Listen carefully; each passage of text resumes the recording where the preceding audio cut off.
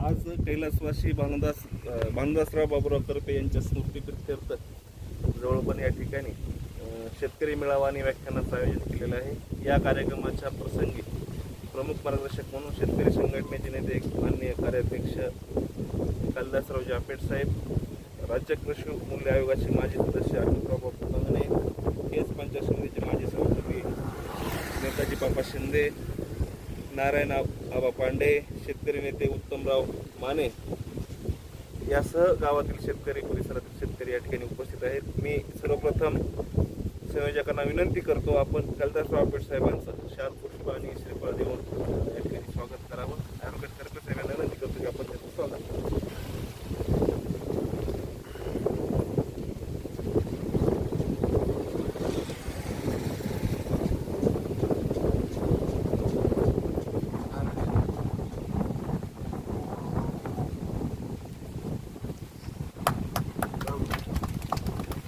माननीय अच्युतराव बापू कंगणे यांचं सुद्धा स्वागत वकील साहेबाबद्दल।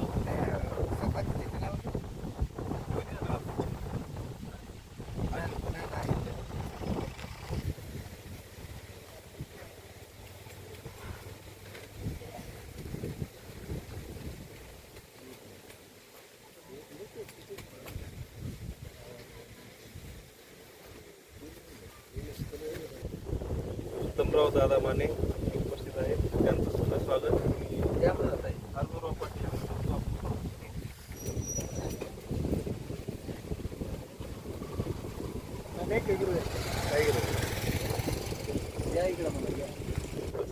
नेताजी बापा शिंदे यांचं स्वागत करण्यासाठी मी हारून टेलर यांना विनंती करतो।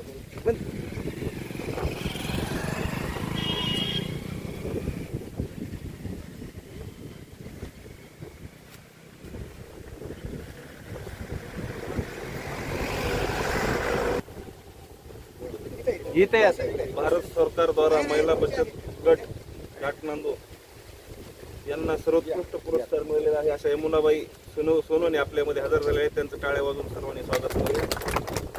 यानंतर आदरणीय नारायण आबा पांडे यांचा सत्कार शिवयोग पकडताना विनंती करतात। आबा पांडे यांचा सत्कार करावा।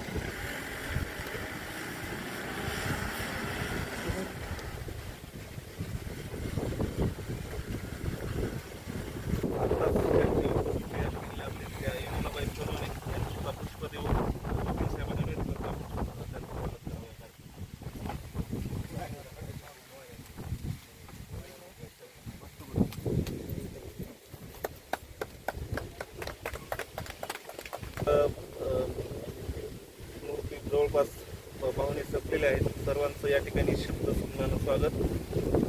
संयोजक या नात्याने ॲडव्होकेट दिलीप करपे यांना विनंती करतो की या कार्यक्रमाचा आपण थोडक्यात प्रास्ताविक करावं। आमचे वडील कैलासवासी भानुदासराव करपे यांच्या 7व्या पुण्यस्मरणानिमित्त हा शेतकरी मेळावा व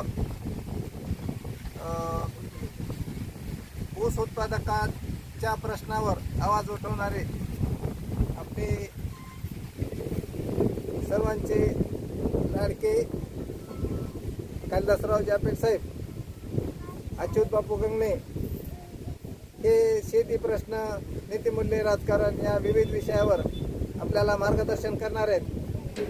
आणि त्यासाठी आपण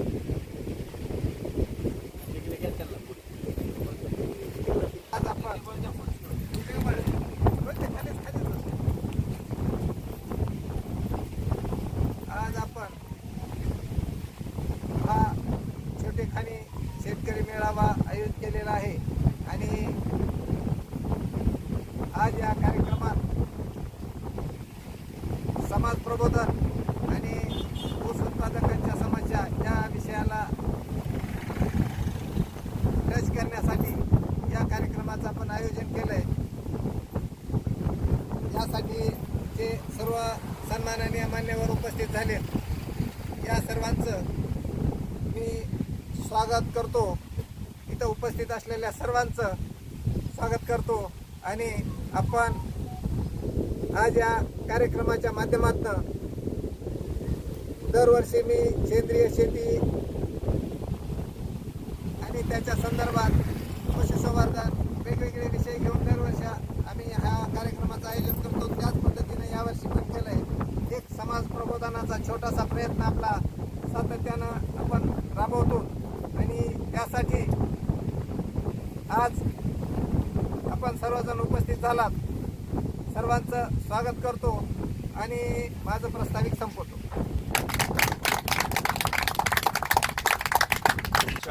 मुख्य भागाकडे वळूया. मी शेतकरी नेते उत्तमराव मानेदादा यांना विनंती करतो आपण या कार्यक्रमाला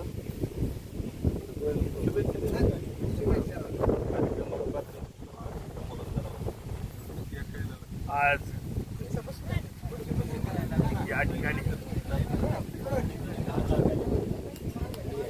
काही भानदासराव कर्पे यांच्या कार्यक्रमाच्या निमित्ताने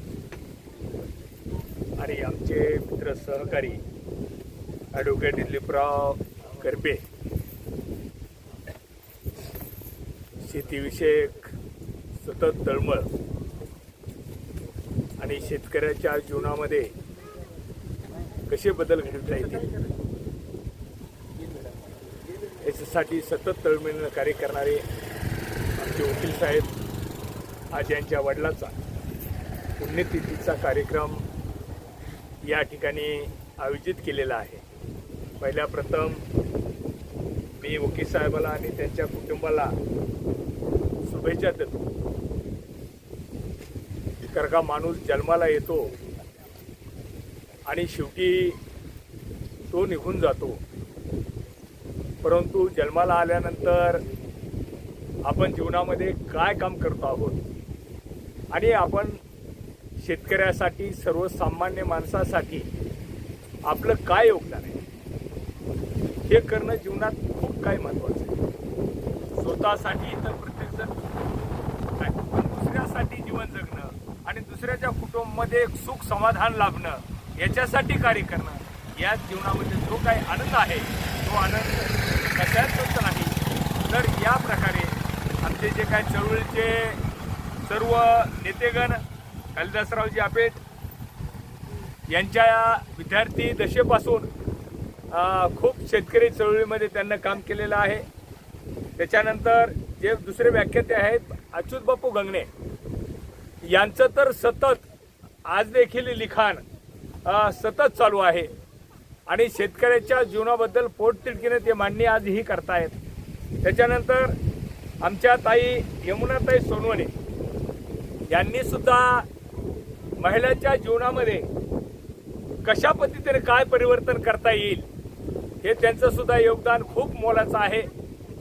आणि माणूस गेल्यानंतर आपण बराचसा काही खर्च करतो, भजनं करतो, कीर्तनं करतो, मोठमोठे महाराज बोलतो आणि अनेक वेगवेगळ्या प्रकारे काही करतो. पण हे करण्याच्या ऐवजी जे आमचे मित्र कर्पे साहेब यांना जो काय शेतीविषयक कार्यक्रम ठेवला आहे असेच कार्यक्रम प्रत्येकाने वरश्राद्धाच्या निमित्ताने असे कार्यक्रम ठेवणं खूप काही काळाची गरज आहे. आज सरकारचे धोरणं मी काय खोला जाणार ना, आपल्याला व्याख्यातेचे भाषण ऐकायचे. आज जे सरकारचे धोरणं आहेत हे एकदम शेतकऱ्याला एवढे मारक धोरण आहेत. मग ते सरकार कोणाचंही येऊ, शेतकऱ्याच्या काय म्हणतात ना पाचवीला पुजलेले हे सगळे धोरण आहेत. त्याच्यामुळे ह्या सरकारच्या धोरणामध्येच शेतकऱ्याचं मरण आहे. त्यामुळं बांधवांनो असे कार्यक्रम आपण सर्वांनीच आपल्या जवळचे असतील, नातेवाईक असतील, असे कार्यक्रम आयोजित करणं हे काळाची ही गरज आहे. मी पुनश्च या निमित्तानं कर्पे कुटुंबाला धन्यवाद देतो आणि माझे 2 शब्द संपवतो. धन्यवाद दादा. यानंतर मी आदरणीय बापा शिंदे यांना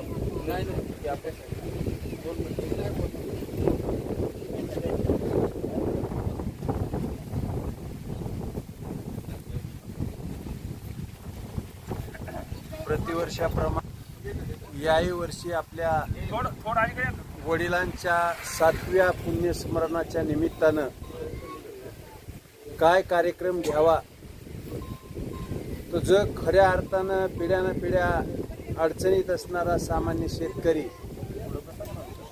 आणि आता ज्या वक्त्यांनी सांगितलं त्याप्रमाणे त्याची ती पीडा, त्याची ती अडचण आयुष्यभर सुटत नाही. अशा एका अतिशय महत्त्वाच्या आपल्या भागातल्या या कार्यक्रमासाठी ज्यांनी आपलं संपूर्ण आयुष्य, कुणी निंदा कुणी वंदा, कुठं माणसं चांगल्या कामाला जमत असताना किती जमतील हे खऱ्या अर्थानं अवघड आहे. पण ते किती असलं तरी ज्यांनी आपलं संपूर्ण आयुष्य झोकून दिलं या क्षेत्रामध्ये, असे आमचे सहकारी आदरणीय कालिदासराव जापेट साहेब, तसंच बापूंच्या माध्यमातून जर आपण पाहिलं तर प्रत्येक दिवशी लिखाण असेल, कुठलं ना कुठलं कार्य असेल ते या माध्यमातून करतात. कारण काल परवाचा बापू मी तुमचा लेख वाचला की एक तुकाराम मुंडे जन्माला येऊन काय होणार आहे. कारण तुकाराम मुंडेच्या माध्यमातून काम करीत असताना शासनानं जो राशनला दिलेला माल आहे तो ते तपासतील का, असा अभ्यासपूर्ण ही लोक काम करतात. कारण कुठला स्वार्थ, कुठल्या राजकारणामधून किंवा मोठमोठे पुढारी कुठली लालूच धावतील, पण त्याला जुगारून काम करणाऱ्या, किंवा मी घाटनांदूरच्या ताईंचं नाव ऐकलं की बचत गटाच्या माध्यमातून महिलाची संघटना कशी बांधावी, त्या माध्यमातून आपलं चांगलं काम कसं करावं, या माध्यमातून काम करत असताना बापू आमच्यासारखी माणसं सुद्धा राजकारणामध्ये जरी असली तरी असा छोटा मोठा कार्यक्रम असला तर आपण 4-2 माणसाचं का होईना योगदान, त्या दिवशी कुठलाही कार्यक्रम असेल, लग्न असेल, कुठलं काही असेल, करपे साहेबांनी निमंत्रण दिलं किंवा कालिदासरावनी एखादी गोष्ट सांगितली तर आम्ही आमच्या अंतःकरणातून ऐकली नाही असं नाही. कारण सगळे जाणकार लोक आहेत. कारण या धावपळीच्या ह्याच्यामध्ये सगळ्यात अडचणीत असणारा माणूस ही. साहेबांनी सांगितलं की विहीर असेल, गायगोटा असेल, काय चालतंय आणि किती गोंधळ आहे, मग त्याला देणाऱ्या बियाचा असेल, त्यांना देणाऱ्या खताचा असेल, अनेक अडचणी. मग त्या सगळ्या संकटाला तोंड देऊन काम करीत असताना अशी माणसं एक स्वच्छ विचारानं, कुठलीही आपल्या आयुष्यामध्ये लालच, कुठली अपेक्षा न बाळगता, कुणालाही न भेटा, कुणाशी दोस्तानाचा जरी झाला कालिदासरावचा आणि दोस्ताला वाटलं की हे कुठलं तरी तत्व सोडील, पण ते तिथला प्रयोग करायच्या टायमाला फटकून एक गाव 2 तुकडे केलेलंच असतंय. अशी एक नामवंत माणसं ही आपल्या भागामध्ये जरी आपल्याला छोटी छोटी वाटली तर त्या माध्यमातून ह्यांनी कुठंतरी जागर केला, ह्यांनी कुठंतरी एखाद्या डीपीसाठी गोळला येऊन आडविलं, कुठंतरी बसलं तर त्या पुढाऱ्याला जाण होती की मला ही लोकांमध्ये जागृती होईल. त्याच्या भीतीनं तरी ही सगळं आपलं व्यवस्थित चाललेलं आहे. आणि करपे साहेबाच्या बाबतीमध्ये त्यांनी त्यांच्या आयुष्यामध्ये शेती असेल, कुठलंही काम असेल, एकदा तत्व धरलं की ती कडीला काढायचं. नैसर्गिक शेती करायची. मी त्यांना म्हणलं बाबा अर्धी करा, ती म्हणले पापा ऐकायचं नाही, अर्धी नाही सगळीच करायची. केलं त्यांनी, गुळाचं केलं, ह्याचं केलं. मग त्याला गिराईक किती मिळेल चांगल्याला. कारण आपल्या भागामध्ये, आपल्या देशामध्ये गाडवाला आणि घोड्याला एकच हौदात पाणी पाजणारे लोक आहेत. पण काळ बदलत असतो आणि त्या बदलत्या काळामध्ये आज ज्यावेळेस कॅन्सर सारखे याचे मोठे मोठे रोग व्हायलेत, त्यावेळेस लोकांना जाणीव व्हायली की आपल्या घरातलं एक करतं पोरग चांगल्या पदाला गेलेलं मला कॅन्सरनं गेलं. म्हणून आपण सगळ्या जणांना, जरी आपण थोड्या संख्येनं असलात तरी एक परिवर्तन करणारी भागातली माणसं आहेत. आमच्यासारखा माणूस 10 माणसाचं 100% परिवर्तन करू, हीच भावना आपण सगळ्या जणांनी ठेवून आपण सगळेजण त्यांचं ऐकू. त्यांनी सांगितलेलं मार्गदर्शन आपण आपल्या आयुष्यामध्ये, आपल्या याच्यामध्ये दैनंदिन मध्ये अंमलात आणू. मला बोलावलं, मला मान सन्मान दिला, याबद्दल आपल्या सर्वांचे आभार मानतो.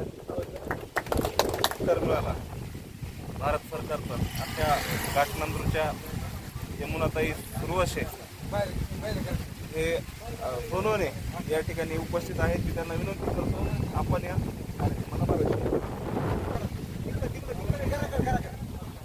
परमपूज्यनी आज भानदासराव करपे साहेब यांच्या 7व्या पुण्यस्मरणाच्या निमित्ताने आज मी एवढे कार्यक्रम करते, पण आजचा कार्यक्रम खरोखरच आगळा वेगळा या. येऊ दे रे दया आता गुरु माऊली, आयुष्याची दूरी कमी झाली. आयुष्याची दूरी माणसाची दिवसानुदिवस घटत चाललेली आहे, पण चांगले माणसाची कधीच दूरी घटत नाही. आज वकील साहेबांना असा विचार केलेला आहे की मावशी आज आपण वेगळा कार्यक्रम ठेवणार आहेत की महिला बचत गटाच्या निमित्तानं महिला असत अगर नसू त्याचा तो विचार नाही, पण त्यांच्या कार्याची एवढी तळमळ आहे की खरोखरच सत्संगाविनं ज्ञान मिळावे, सद्गुरु बोधाचे करावाया सत्संग विचार ज्ञानाचे. त्यांचे विचार एवढे मोठे, एवढे महान, आमचे आपिट साहेब दाजी, आमचे गंगणे साहेब, आमचे हे त्यांचा सगळ्याचा आमचा वेगळाच विचार चाललेला आहे की मावशी आपण काय करायचं आहे की मोठी मार्केटिंगचा आपण विचार करणार आहे. तर आज कसं चाललंय धोरण, त्या आरोग्यावर जास्त हे व्हायला लागलेलं या की सेंद्रिय खतापासून आपल्याला काय काय त्याच्या फायदे होते. तर सेंद्रिय ह्याच्या बियाण्यापासून काय काय उपयोगाला येलेले राहते. तर आज आरोग्यावर आपल्या काय काय असर व्हाय, जास्तीत जास्त म्हणलं तर पुरुषाला जास्त आजार व्हायलेले आहेत. महिला कशी या जास्त महिला श्रम करते, श्रम करून निर्व्यसनी, आज पुरुष व्यसनबाद जास्त झालेले आहेत आणि व्यसनापासूनच खाद्यापासूनच व्यसन वाढत चालायला लागलेले आहे. तर आज मी माझ्या महिलाला देखील विनंती करते की आपण सेंद्रिय खताचा, सेंद्रिय अन्नाचा वापर आपण केला पाहिजे आहे. गहू असू, ज्वारी असू, भाजीपाला असू, आज शिरी जरी आपण राहिलेल्या असल्या तर माझ्या सुशिक्षित महिला आपल्या बकेटात त्याच्यात आपले 2-4 झाडं लावून सेंद्रिय खताचा वापर करून त्या आरोग्याचा आपण जतन करायलेले आहेत. तर आज मला एवढी गडबड असताना देखील मी त्यांना म्हणलं, मी करपे साहेब आज तुमच्या प्रेमामुळे मी येलेले, आज दिंडीला 40 महिला माझ्या थांबलेल्या आहेत. पण मला दिंडीला जायचं होतं, पण आज शेतकरी, आज त्यांचे वडील शेतकरीच असते ना, शेतापासूनच उद्योग तयार झालेला. तर आज ह्या बचत गटाची जर चळवळ आहे तर उत्पन्न जर शेतात काढतात, शेतातच आपण कष्ट करून पिकावरच आपण बचत करायला लागलेले राहतात. आज मोठे मोठे कारखाने जरी असतील तरी शेतीवरच उपलब्ध आहेत. शेतकऱ्यावरच आज शासनानं काय केलेलं या माझ्या महिलाला 2.5 एकर जमीन आज द्यायला तयार झालेले आहेत. तर 2.5 एकर जमीन देऊन 1 लाख रुपये एका महिलेला, आज महिलाला खरोखरच आज कळकळीची विनंती करून मी महिलाला सांगणार आहे की शेतीकडे तुम्ही जास्त लक्ष द्या.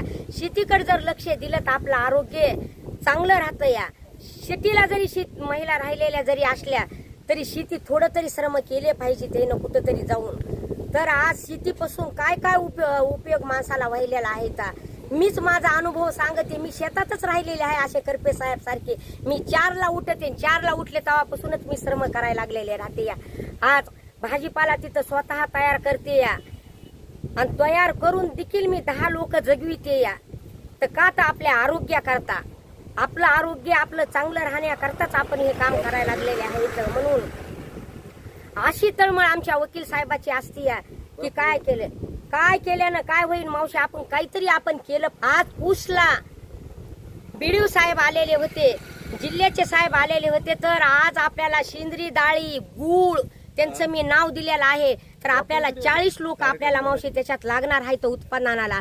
तर 40 लोकांचं आपण तिथं महिलाला काम मिळन आणि सेंद्रियच असा लॅब मध्ये तपासलेला माल तिथं आपण हे करून पॅकिंग करून आपण तिथं पुसच्या सरपंच साहेबांना 2 गुंठा जमीन आपल्याला कारखान्याला तिथं दिलेली आहे. तर तिथं 7 कोटीचा प्रकल्प तिथं काल मी उद्घाटन तिथं करून आले. 7 कोटीचा प्रकल्प आपला तिथं येणार आहे. या तर गंगणे साहेबाला मी अशी विनंती करणार आहे की तुम्ही देखील तिथं यांना पुसच्या साहेबाला भेटल्याच्या नंतर आपल्याला काय करायचं या, तर आपण त्याची तळमळ केली पाहिजे. अशी तळमळ झाली पाहिजे की आपल्यापासून 4 लोकांना काम मिळावा आणि काम मिळून देखील दिन दुःखे जगावा. जगण्याकरता सेवेने अंगी सामर्थ्य येते, जे होईल ते हसते पर हसते. आणि ही सेवा करणारे निष्परवर्तीनं सेवा करणारेच खरं आहेत. त्यांची एवढी तळमळ असते, आमच्या आपेट साहेबाची एवढी तळमळ असते या. पण आपण त्यांना भरपूर अशी साथ देऊन आपल्या बीड जिल्ह्याचा आपण काहीतरी नाव आपण कमविलं पाहिजे आणि दिन दुःख्याला काम मिळालं पाहिजे आणि आपला जास्त प्रचार झाला पाहिजे. आज मी सरसला जाते या, मुंबईला जाते, पुण्याला जाते या, औरंगाबादला जाते या. पुन्हा असं करीत माझे 10 ते 11 कस्टमर मुंबईला आहेत. तर आज साहेबाचा, वकील साहेबाचा गुळ ते मागायला लागत. पण वकील साहेबाला म्हणत असते आपण स्वतः आपण दिला पाहिजे की आपण दलालाला दिलेला नाही पाहिजे. आपलं स्वतःच आपण मार्केटिंग केली पाहिजे. आणि मार्केटिंग अशी हो अशी तळमळ माझ्या महिलेची वाटते. या उघडा तिचे डोळे पाहू द्या तिला जगाकडे. महिलाला आज खरोखरच महिलानं बाहेर निघायला पाहिजे. मला असं वाटलं की 4-2 देखील जास्त महिला इथून निघून काहीतरी कार्य करत्याना आणि बरं करणारच झाल्या तसं पुरुषानं प्रोत्साहन दिलं पाहिजे. आणि हे प्रोत्साहन द्यावा म्हणून माझी तळमळ आहे. तळमळीनंच माझं देखील कार्य आहे. असं कार्य होत राहावं एवढे बोलून माझे 2 शब्द संपविते. जय हिंद, जय महाराष्ट्र. सोनवणे यांनी मोलाचं मार्गदर्शन केलंय. महिलांनी या क्षेत्रामध्ये पुढे आलं पाहिजे, शेती क्षेत्रामध्ये. आणि शेतीपासूनच उद्योग तयार होतो. आणि खूप ऑब्झर्वेशन चांगलं आहे त्यांचं. महिलांचं संघटन घाटनांदूर भागामध्ये चांगलं बनवलंय. भारत सरकारचा सर्वोच्च पुरस्कार त्यांना मिळाला. या ठिकाणी कार्यक्रमाला पूर्वी सर्वांचे माजी सरपंच सुनील बापू देशमुख हेही उपस्थित झालेले आहेत. त्यांचंही श्रीफळ देऊन गडकरी साहेबांनी स्वागत करावं.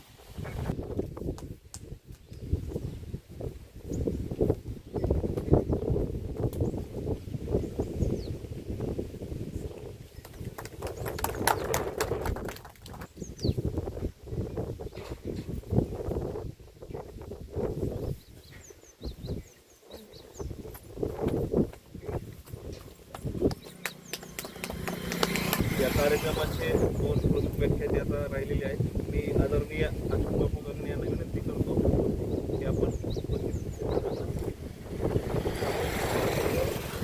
आजचे राजकारण या विषयावर संबोधित करावं.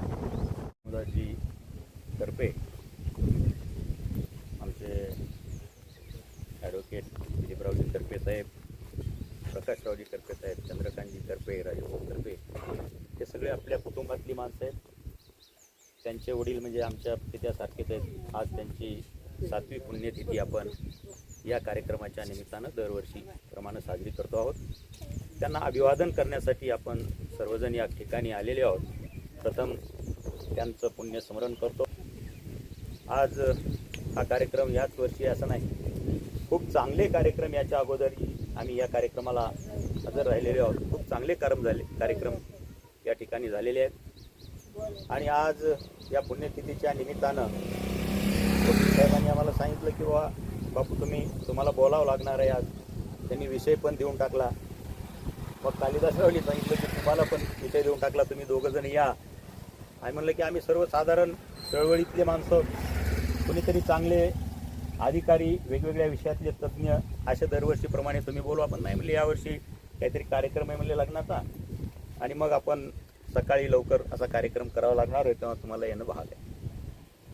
या कार्यक्रमाच्या निमित्तानं गावातली सगळी मंडळी, शेजारी, पंचक्रोशीतली काही अत्यंत महत्त्वाची माणसं, बापा शिंदेसाठी, नाना शिंदे माजी सरपंच, भाग्यसाहेब आहेत, कोळपिंपरी परळीच्या पलीकडून आमचे उत्तमराव दादा आलेले आहेत, आणि गावातली आपण सगळी मंडळी. तुम्हाला विनंती करतो की तुम्ही थोडं इथं पुढे येऊन बसा. आता पाऊस पण गेलाय, मांडी घालून थोडं बसलं तर हरकत नाही. योगायोग असा चांगला आहे की हा कार्यक्रम कौटुंबिक झाला आहे. आपण सगळे एका कुटुंबातली माणसं आहोत. प्रकाशरावाने आम्ही तर शिकायलाच एका खोलीत होतो, हरेगावकरच्या वाड्यात. लक्षात आहे की नाही साहेब? मग चंद्रकांतराव लॅबोरेटरीमध्ये आमच्या मायक्रोबायोलॉजीच्या यायचे, आणि तास 2-2 तास आमच्या प्राध्यापकाला त्रास द्यायचे. अशी सगळी ही कुटुंबातली माणसं आहेत, आणि जवळबन हेच आम्हाला कुटुंब वाटतं. म्हणून आजचा हा कार्यक्रम हा आपला कौटुंबिक कार्यक्रमाचं रूप त्याला आलेलं आहे. आणि मला विषय काय दिलाय? सामाजिक नीतिमूल्य आणि राजकारण. मी शेतकरी संघटनेचा माणूस, मी कृषी मूल्य आयोगाचा सदस्य वरी लिहिलेला आहे, आणि विषय दिला सामाजिक मूल्य आणि राजकारण. आणि कार्यक्रम आहे कुटुंबाचा. आणि मला असं वाटतं की जगामध्ये जेवढ्या समस्या दिसतात त्या सगळ्या कुटुंबापासूनच सुरुवात होतात. सगळ्या समस्यांची शोध कुठं घ्यायचा झाला, जसं एखाद्या द्रवाचा, पाण्याचा काय काय घटक त्याच्यामध्ये आहेत, त्याचा जर शोध घ्यायचा झाला तर एक थेंब आणला तरी आपल्याला कळतं की या समुद्राचं पाणी कसं, या तलावाचं पाणी कसं, या बोरचं पाणी कसं, हे सगळं लक्षात यायला लागतं. तसं एका कुटुंबाचं जर आपण नीट निरीक्षण केलं, एका कुटुंबाच्या प्रत्येक घटकाचा जर आपण अभ्यास केला, तर मग लक्षात येतं की आपल्या गावातल्या समस्या काय आहेत, आपल्या शेतातल्या काय समस्या आहेत, आपल्या शहरातल्या, तालुक्याच्या, जिल्ह्याच्याच नव्हे तर राष्ट्राच्या आणि जगाच्या सुद्धा सगळ्या समस्या आपल्या लक्षात यायला लागतात. परंतु या दिशेने आपण कधी विचार केला नाही, कारण आपण आपल्यात काय दोष आहेत हे तपासायला कधीच तयार नाही. आपण विचार करणारी माणसं आहोत. म्हणजे पृथ्वीवरती जे काही अनेक सजीवांची उत्पत्ती झाली त्याच्यामध्ये माणूस हा विचार करणार आहे. प्रत्येकाला मेंदू दिलेला आहे. सगळ्यात मौल्यवान गोष्ट सगळ्याकडे काय आहे? विचार करण्याचं एक साधन सगळ्याच्या जवळ आहे. आम्ही बोलणारी माणसंच विचार करतो असं नाही. घरातला प्रत्येक माणूस अत्यंत सर्वसाधारण दिसणारा, अगदी अडाणी अंगठाछाप असलेला किंवा परमोच्च पदावर उच्च विद्याविभूषित जरी असला तरी प्रत्येक माणूस विचार करण्यापासून दूर नाही जाऊ शकत. म्हणजे प्रत्येकाकडे विचार करण्याची एक क्षमता आहे, पात्रता आहे. आपण सगळेजण विचार करणारे लोक आहोत. आणि नुसता विचार नाही तर त्या विचारावरती एवढी प्रक्रिया झाली की 10,000 वर्षाची हिंदुस्थानला तर संस्कृती आहे. सनातन धर्मामध्ये आपला सगळा जन्म झाला. सनातन म्हणजे 10,000 वर्षापासून चालत आलेल्या परंपरेमध्ये आम्ही विचार करत आलेले आहोत. म्हणजे विचार करण्याची सगळी प्रक्रिया आपली सनातन आहे. अनेक विचारांनी आपण सुसंस्कारित झालेले आहोत. आणि म्हणून प्रत्येकाचा एक विचार करण्याचा पॅटर्न ठरलेला आहे. शेती करण्याचे जसे पॅटर्न असतात तसे विचार करण्याचे सुद्धा काही पॅटर्न असतात. प्रत्येकाचे पॅटर्न ठरलेले आहेत. आणि मग त्याच साच्यामध्ये आपण सतत विचार करत राहतो. परंतु एका साच्यामध्ये विचार करत असताना जेव्हा माणसाचा प्रवास आपण एक एक पाऊल पुढे टाकत जात असतो, परंतु परिस्थिती मात्र कायमची तशी राहत नाही. परिस्थिती ही नेहमी बदलत असते. आणि परिस्थिती बदलायला लागली की आम्ही विचार करत असताना परिस्थितीचा जर वेग वाढला, परिस्थितीचा जर बदलाचा वेग वाढला तर मग आपला आकलनाचा वेग कमी पडायला लागतो. परिस्थिती अगदी झपाट्यानं बदलायला लागते आणि मग आकलन आपल्याला कमी व्हायला लागतं. आणि मग ज्या काही समस्या समोर येतात, घरगुती समस्यापासून सामाजिक समस्या, राजकीय समस्या, आर्थिक, सगळ्या क्षेत्रातल्या, धार्मिक क्षेत्रातल्या समस्या, त्या समस्या किंवा त्या त्या क्षेत्रामध्ये घडणाऱ्या ज्या घडामोडी आहेत त्या घडामोडी बद्दलची 1000 मतं तयार होतात. कारण प्रत्येक माणूस वेगळा आहे, प्रत्येक माणूस अनन्य साधारण आहे. प्रत्येकाला विचार करण्यासाठीचा एक पॅटर्न मिळालेला आहे, एक विचार करण्याचा साचा सापडलेला आहे. आणि पुन्हा तर जे कोणी अग्रभागी होते विचार करण्याच्या प्रक्रियेमध्ये त्यांनी वेगवेगळे साचे तयार केले.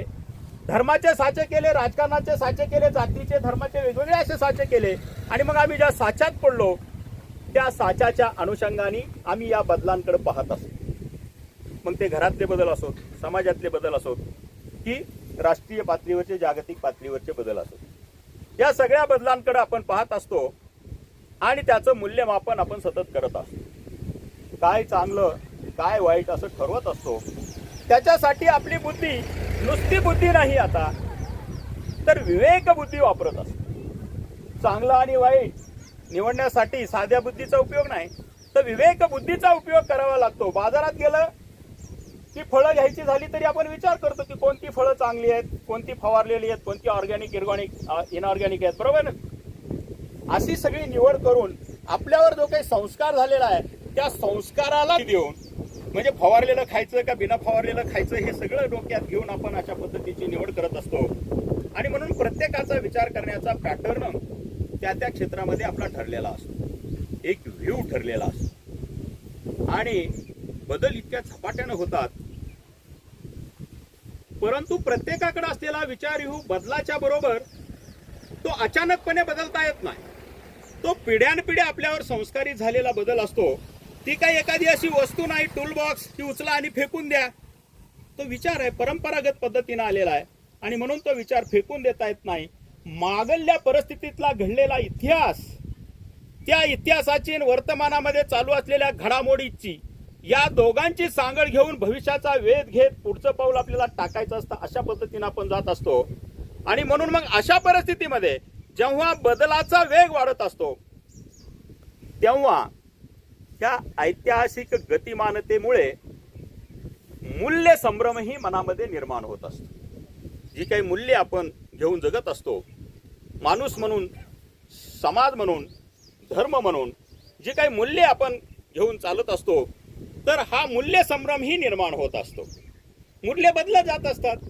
उदाहरणार्थ सोपं हे तत्वज्ञान असते, त्याच्यामुळे उदाहरण दिलं म्हणजे थोडं तुमच्या लक्षात येईल की आपण नेहमी ऐकत असतो सत्यवानाची पण सावित्री असते आणि फुलेंची पण सावित्री असते.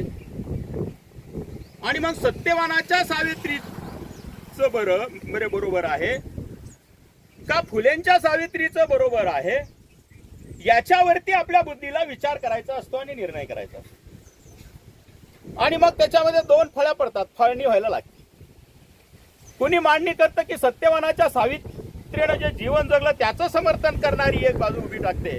आणि मग फुलेंच्या सावित्रीचं बरोबर होतं, फुलेंची सावित्री झालं पाहिजे, सत्यवानाच्या सावित्रीपेक्षा फुलेंची सावित्री कशी श्रेष्ठ, अशा पद्धतीचं एक मूल्य जन्माला येतं. सत्यवानाच्या सावित्रीचं ऐतिहासिक मूल्य, महात्मा फुलेंचं ऐतिहासिक, पण त्याच्यानंतरचं सावित्रीचं मूल्य, म्हणजे दोन्हीही मूल्य आहेत.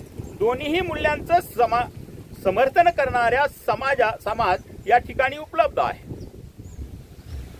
परंतु या मूल्यांच्या बाबतीत मग सत्यवानाची सावित्री का सावित्री झाली आणि फुलेंची सावित्री का सावित्री झाली, याच्यावर विचार करण्याच्या पद्धती मात्र प्रत्येकाच्या वेगवेगळ्या आहेत. योगदान दोन्हीही सावित्रींचं सारखंच आहे. आता त्याचा इतिहास सांगायला गेलो तर भाषण थोडं लांबतं होईल, म्हणून ते तर सत्यवानाच्या सावित्रीचा इतिहास तुम्हाला माहिती का नाही? महाभारतातली कथा आहे, वनपर्वातली ही कथा आहे. काय म्हणजे सत्यवान आणि सावित्रीची कथा सुद्धा ही प्रेमाची कथा आहे. त्यामध्ये सत्यवानाचा जीव सावित्रीने वाचवला, तिच्यासाठी किती दिवसाचं आहे. सत्यवान आणि सावित्रीचं हे जे काही प्रेम आहे, सावित्रीच्या वडिलाचं नाव आहे, माद्री देशाचा तो राजा आहे, अश्वपिता नावाचा तो राजा, आणि अनेक नवस केल्याच्या नंतर त्याच्या पोटी सावित्री नावाची अत्यंत सुंदर, अत्यंत प्रेमळ अशा पद्धतीची मुलगी जन्माला येते. आणि मग तिचा जेव्हा विवाह करायचं ठरतं तेव्हा ती एके दिवशी जंगलात गेलेली असताना सत्यवानाची आणि तिची भेट होते.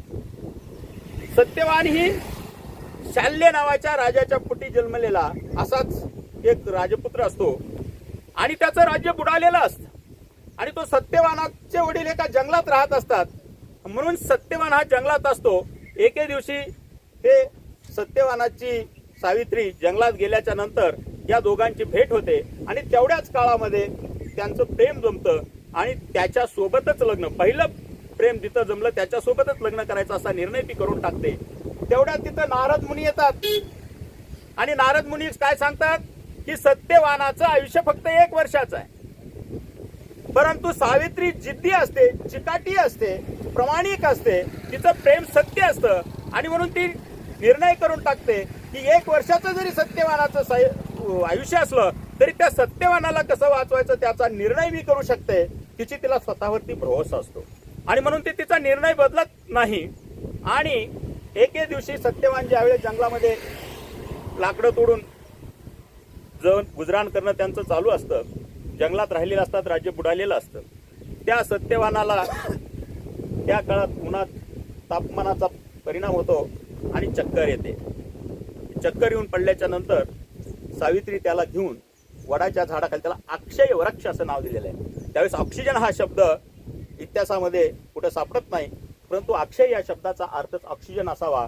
आणि सेमी फोटोसिंथसिस, काम फोटोसिंथसिस नावाची फोटोसिंथसिस ज्या वनस्पतीमध्ये होते त्याच्यापैकी वड एक वनस्पती आहे, तुळस एक वनस्पती आहे आणि पिंपळ एक वनस्पती आहे.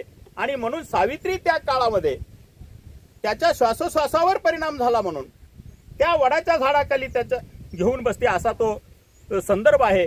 आणि त्याचं जीवन आपल्या पतीचं वाचवते, मग त्या सावित्रीचा आदर्श परिस्थिती बदलल्याच्या काळामध्ये नवे विचाराचे पॅटर्न आल्याच्या नंतर त्याच्याकडे बघण्याचा दृष्टिकोन बदलतो आणि सत्यवानाची सावित्री कालबाह्य करण्याचा प्रयत्न केला जातो. दुसरी सावित्री तीही समृद्ध घरातून आलेली महात्मा फुलेंची सावित्री. महात्मा फुले श्रीमंत शेतकरी होते, गुत्तेदार होते, त्यांना मिळालेली बायको ही श्रीमंत घरातलीच असणार. परंतु त्याही सावित्रीनं पुढची क्रांती हे शिक्षणाशिवाय होणार नाही. महात्मा फुलेंनी सांगितलं, विद्येविना मती गेली, मतीविना नीती गेली, नीतीविना वित्त गेले, वित्तविना शूद्र केले आणि इतके अनर्थ एका विद्येने केले. असं म्हणल्याच्या नंतर स्वतःच्या बायकोलाही प्रेरणा दिली शिक्षणाची आणि सावित्रीनी मुलींची शाळा काढली आणि पहिली शाळा सावित्री तिच्या शिक्षिका झाल्या आणि त्यांच्या अंगावरती शेण फेकलं गेलं. परंतु तीही सावित्री म्हणली नाही की आपण समृद्ध घरात जन्मलो आहोत, आपल्याला या सामाजिक कार्याची शिक्षणाची काही गरज नाही. त्यांनीही तितक्याच तोला मोलाचं पवित्र काम शिक्षणाचं त्या काळात केलं आणि म्हणून ही सावित्री पवित्र आहे, ही सावित्री आदर्श आहे.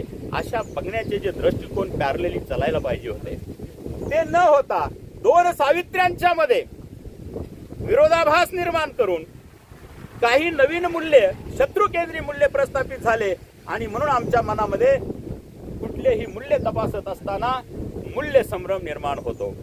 चांगलं काय, वाईट काय, पाप काय, पुण्य काय, सुष्ट काय, दुष्ट काय, देव आणि दानव, अशा पद्धतीची सगळी विभागणी झालेली आहे. आणि मग आम्ही देवाच्या बाजूनं राहायचं, रावणाच्या बाजूनं राहायचं का रामाच्या बाजूनं राहायचं, चांगल्याच्या बाजूनं जायचं का वाईटाच्या बाजूनं जायचं, हे ठरवणं कठीण होऊन जातं. त्याचं कारण काय, तर चांगलं म्हणजे काय आणि वाईट म्हणजे काय, पाप म्हणजे काय आणि पुण्य म्हणजे काय ओळखायचं कसं? ज्या रामायण महाभारतामध्ये बिभीषणाची गद्दारी सुद्धा नैतिक असते, कारण ती रामाच्या बाजूने असते आणि रावणाच्या विरोधातली असते. असे प्रसंग घडलेले असताना विचार करणाऱ्या माणसांच्या मनामध्ये मूल्यसंभ्रम होणं साहजिक असतं. अशा या मूल्यसंभ्रमाला घेऊन आपण पुढे पुढे जात असतो. चांगल्याच्या बाजूने जायचं कळालं असतं आपल्या सगळ्याला, तर आपण सगळेच्या सगळे चांगल्याच्याच बाजूने गेलो असतो, किंवा ज्यांना कुणाला वाटतं आपल्याला वाईटाच्या बाजूने राहायचंय तर गेलो असतो. तसं ते झालेलं आहे. परंतु लक्षात असं घेतं की आज जर आपण एखाद्या चांगल्या गोष्टीच्या बाजूने जायचा निर्णय केला की थोड्या दिवसात असं लक्षात येतं, अरे आपण तर फार वाईट कामाला लागलो. आणि जर निर्णय असा केला की आपण जरा चांगल्या कामाला लागू किंवा चांगल्या लोकांच्या सोबत राहू, तर थोड्या दिवसात अशात लक्षात येतं की आपण अत्यंत वाईट लोकांच्या सहवासात आलेले आहोत. आणि मग मूल्य संभ्रम होतो, आपल्याला मग ब्लेम सुरू होतो, आपण दुसऱ्याला नावं ठेवायला लागतो. हीच नावं ठेवण्याची पद्धत अगदी कुटुंबापासून सुरू होते. घरात बायको म्हणते नवऱ्यामुळे बिघडलं, नवरा म्हणतो बायकोमुळे बिघडलं, मुलगा म्हणतो बापामुळे बिघडलं, तो मुळामुळे बिघडलं. गावाच्या पातळीवर आलं की मागलच्या ग्रामपंचायतनं वाटोळं केलं, आत्ताची चालू ग्रामपंचायत म्हणते, आणि मग पहिली ग्रामपंचायत म्हणते की आत्ताच्या ग्रामपंचायतनं वाटोळं केलं. सामाजिक पातळीवर, राजकीय पातळीवर आलं की काँग्रेसनं वाटोळं केलं, कुणी म्हणतं भाजपनं वाटोळं केलं. हे सरकार मूर्खांचं आहे, ते सरकार चांगलं होतं, ह्यांनी म्हणायचं ते सरकार मूर्खांचं आहे, हे सरकार चांगलं आहे. काय चांगलं आहे, मग नेमकं काय गोंधळ चाललेला आहे हे काही आपल्या लक्षात येत नाही. या पद्धतीने सगळा विचार करत असताना मला स्वतःला असा प्रश्न पडतो, महत्वाचा प्रश्न, तेवढा प्रश्न घेऊन मी आज आलो. कार्यक्रम कौटुंबिक आहे, तो प्रश्न फक्त मला या ठिकाणी उपस्थित करण्यासाठी मी आलो आणि एवढं त्याच्या भोवताली बोलतो. काय प्रश्न आहे? प्रश्न एवढाच आहे की प्रगती तर माणसाची झाली, माणूस जंगलात राहत होता, लोंगुटी नेसायला नव्हती, अन्नासाठी वनवन दिवसभर फिरत होता, तिथपासून ते आम्ही आता इथपर्यंत आलो. आता इथपर्यंत आलो म्हणजे काय काय झालं आता ते सांगायची गरज नाही.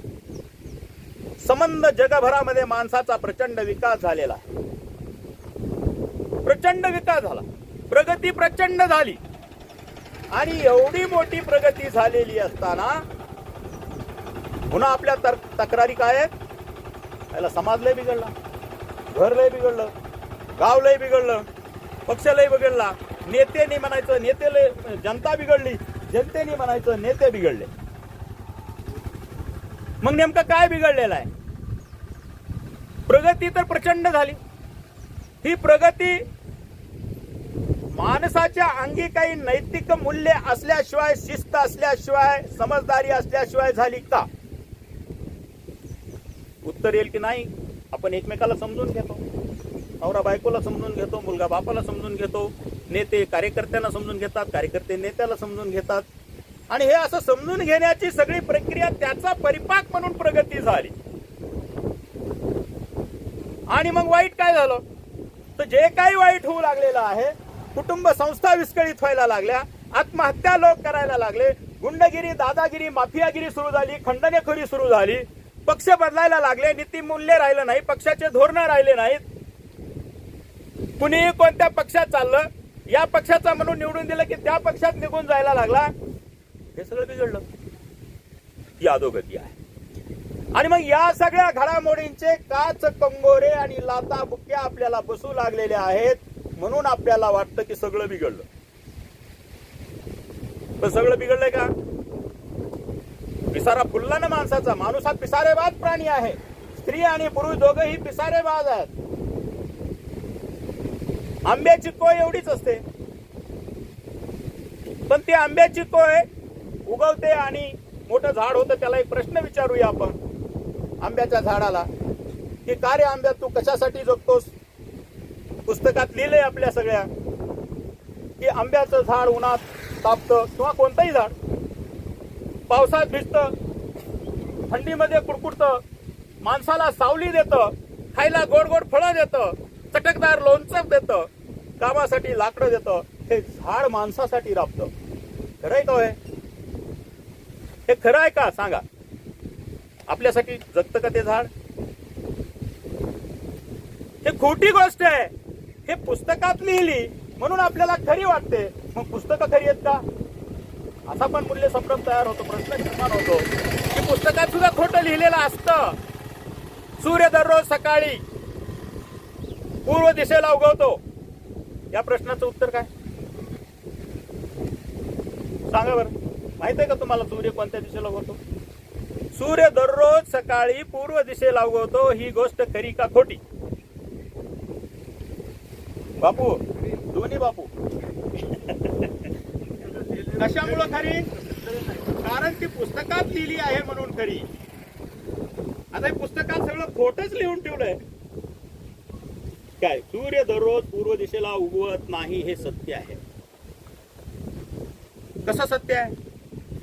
ज्या दिशेला सूर्य उगवतो त्या दिशेला आपण पूर्व अशी नेमप्लेट लावलेली आहे.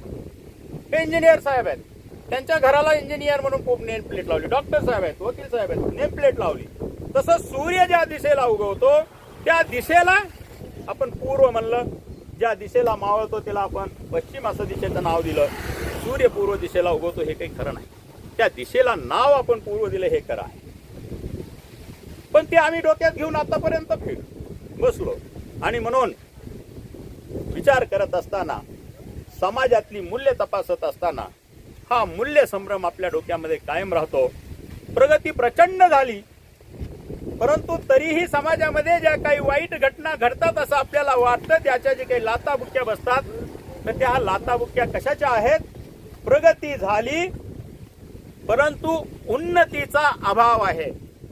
कारण बदलाचा वेग प्रचंड आहे आणि आकलनाचा वेग कमी आहे.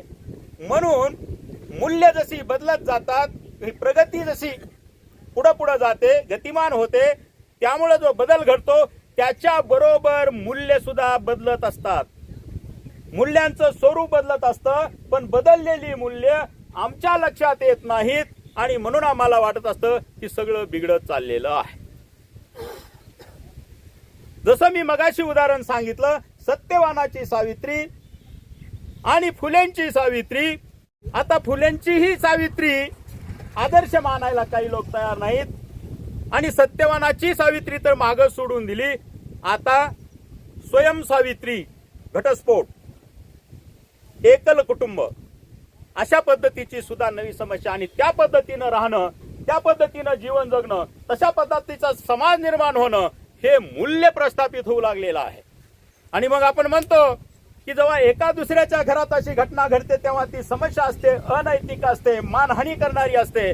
तेव्हा जेव्हा घरोघरी मातीच्या चुली व्हायला लागतात तेव्हा त्याला मान्यता मिळते, लोक मान्यता मिळते, समाज मान्यता मिळते आणि ते मूल्य म्हणून प्रस्थापित होते. अशा पद्धतीनं समाजाचं मूल्य चाललेलं असतं. आम्हाला जास्त राजकारण कळतं, हे बाकीचं कळण्यापेक्षा. आणि मग राजकारण हे सुद्धा कसं जन्माला आलं, राजकारण नावाचं हे मूल्य सुद्धा कसं प्रस्थापित झालं, की जेव्हा गुंडगिरीला, दादागिरीला लोक मान्यता मिळते तेव्हाच राजनीती सुद्धा जन्माला येते. अत्यंत बलवान माणसाकडून जेव्हा गुंडगिरीला मान्यता मिळते, एवढंच नाही तर अत्यंत बलहीन माणसांकडून सुद्धा मान्यता मिळते गुंडगिरीला, चोरीला, पापाला, तेव्हा राजकारण नावाची गोष्ट जन्माला येते. आणि म्हणून या सगळ्या घडामोडी, अवतीभोवती घडणाऱ्या घडामोडींचा जर निष्कर्ष काढायचा झाला आणि याला जबाबदार कोण असं जर आपल्याला शोधायचं असेल की या सगळ्या परिस्थितीला, चांगल्या आणि वाईट परिस्थितीला, चांगलंही घडलंय, वाईटही घडलंय, पापही आहे, पुण्यही आहे, हे सगळं माणसानी केलेलं आहे, माणसानी घडवलेलं आहे. आणि म्हणून मग या सगळ्या गोष्टीला जबाबदार कोण, या प्रश्नाची खून गाठ बांधण्यासाठी आज पुण्यतिथीला आपण अभिवादन करायला आहे. माझं असं स्वतःचं मत आहे की जे काही चांगलं झालंय ते आपल्या सर्वांमुळेच झालंय आणि जे काही वाईट दिसतंय तेही आपल्या सर्वांमुळेच झालंय. जे काही प्रगती झाली ती खाणीत काम करणाऱ्या कामगारापासून, शेतात काम करणाऱ्या मजुरापासून ते लॅबोरेटरीमध्ये काम करणाऱ्या संशोधक, शास्त्रज्ञ आणि सगळी सभ्यता, संस्कृती आणि धर्म निर्माण करणाऱ्या सगळ्यांनी मिळून केलंय. आणि जे काही वाईट झालंय ते चुकून का होत नाही किंवा कदाचित जाणीवपूर्वी, अंकारापोटी, अस्मितेपोटी, असूयापोटी हे पण आमच्याच हातून घडलेलं आहे. जे काही चांगलं आणि वाईट आहे त्याचे जन्मदाते मातोश्री आपण आहोत.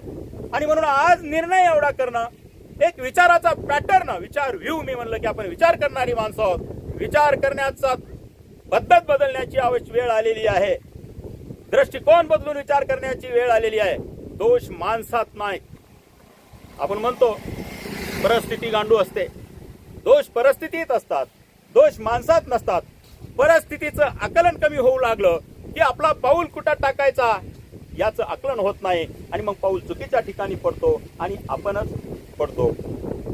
आणि म्हणून या सगळ्या परिस्थितीची जबाबदारी आपण आपल्या खांद्यावर जर घेतली आणि आपण सगळेजण जबाबदार आहोत, एवढा जरी मुद्दा आता एकमतानं मान्य केला आणि याच मुद्द्याचा प्रचार आणि प्रसार करायला निघालो तर किमान शत्रू केंद्रीय मानसिकतेच्या बाहेर येण्याची प्रवेशद्वार उघडण्याची शक्यता निर्माण होऊ शकते.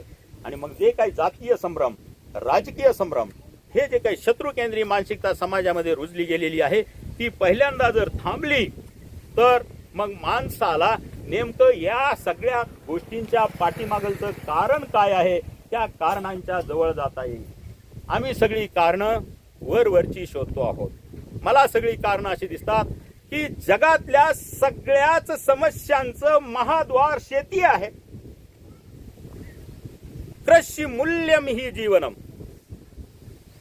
आपल्याला शिकवलं कृषी मूलम ही जीवनम, परंतु कृषी मूल्यम ही जीवनम, कृषी मूल्यालाच अनैतिक मूल्य दिलं आणि अख्खा व्यवसाय तंत्राच्या, शास्त्रज्ञांच्या, संशोधकांच्या जीवावर उभा टाकलेला एवढा प्रगतशील झालेला व्यवसाय त्याचं मूल्य नष्ट केल्यामुळं तो व्यवसायच अनैतिक झाला.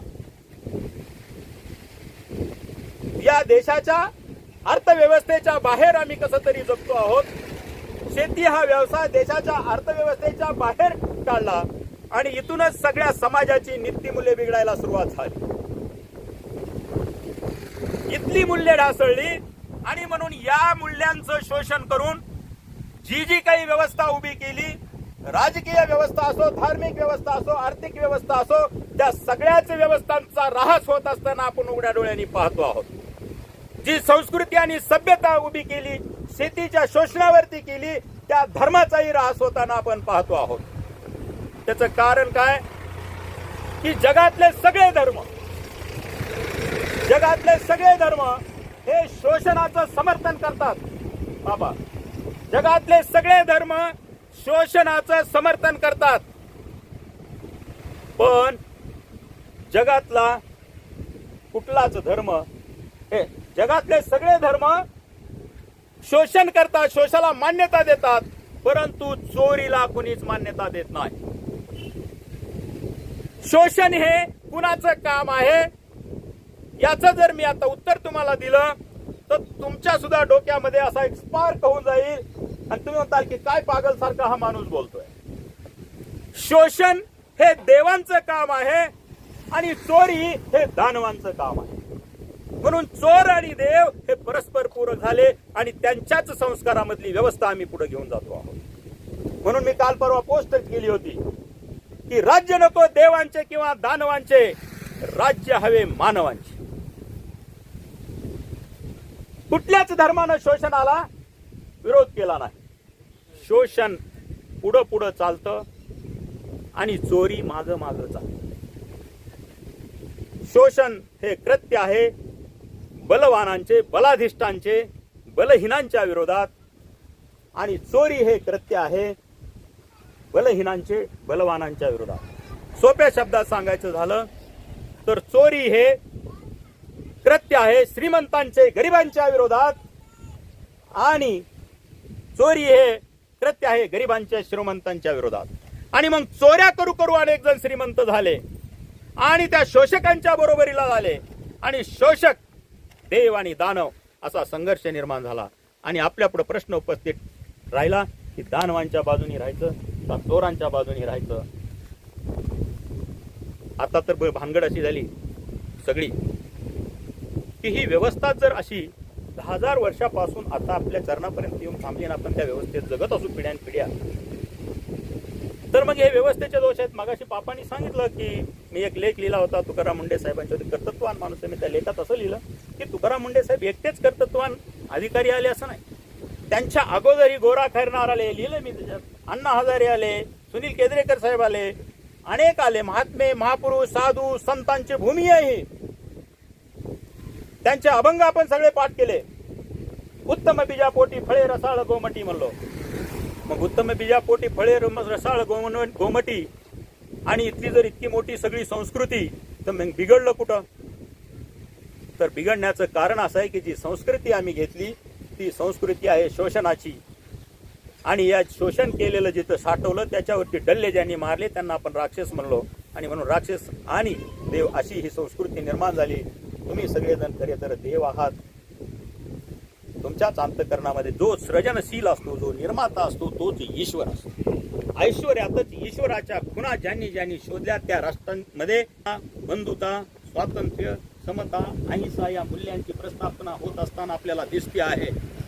आणि ज्यांनी याला विरोध केला तिथं सगळे हे मूल्य तुटत चाललेले दिसत आहेत. तेव्हा या निमित्तानं आपल्या सर्वांना सावध व्हावे लागेल आणि एक वेगळ्या पद्धतीनं जे काही बिघाड होऊ लागलेले आहेत, जर सिद्धांत बिघडत असतील तर व्यवहाराने त्याला दुरुस्त करावं लागणार आहे. आणि व्यवहार बिघडत असतील तर काही सिद्धांत आणि मूल्य साधू संतांनी महापुरुषांनी त्यांची जोड करावं लागत असेल आणि त्याची आवश्यकता आहे. त्याचं कारण असं की समजा मी आज बापूंना उसने पैसे मागितले, व्यवहार बिघडला की सगळं बिघडायला लागतं, बरोबर?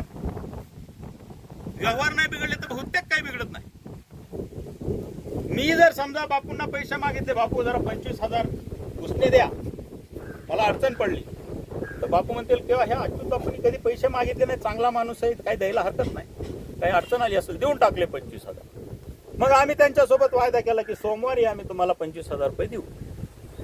मग सोमवार आला, पैसे आमच्याकडे आलेच नाहीत. मग बापूंनी पण विचार केला की अरे चांगला माणूस आहे, काहीतरी अडचण असेल, ठीक आहे सोमवारी नाही तर मंगळवारी देतील, बुधवारी देतील, कधीतरी देतील.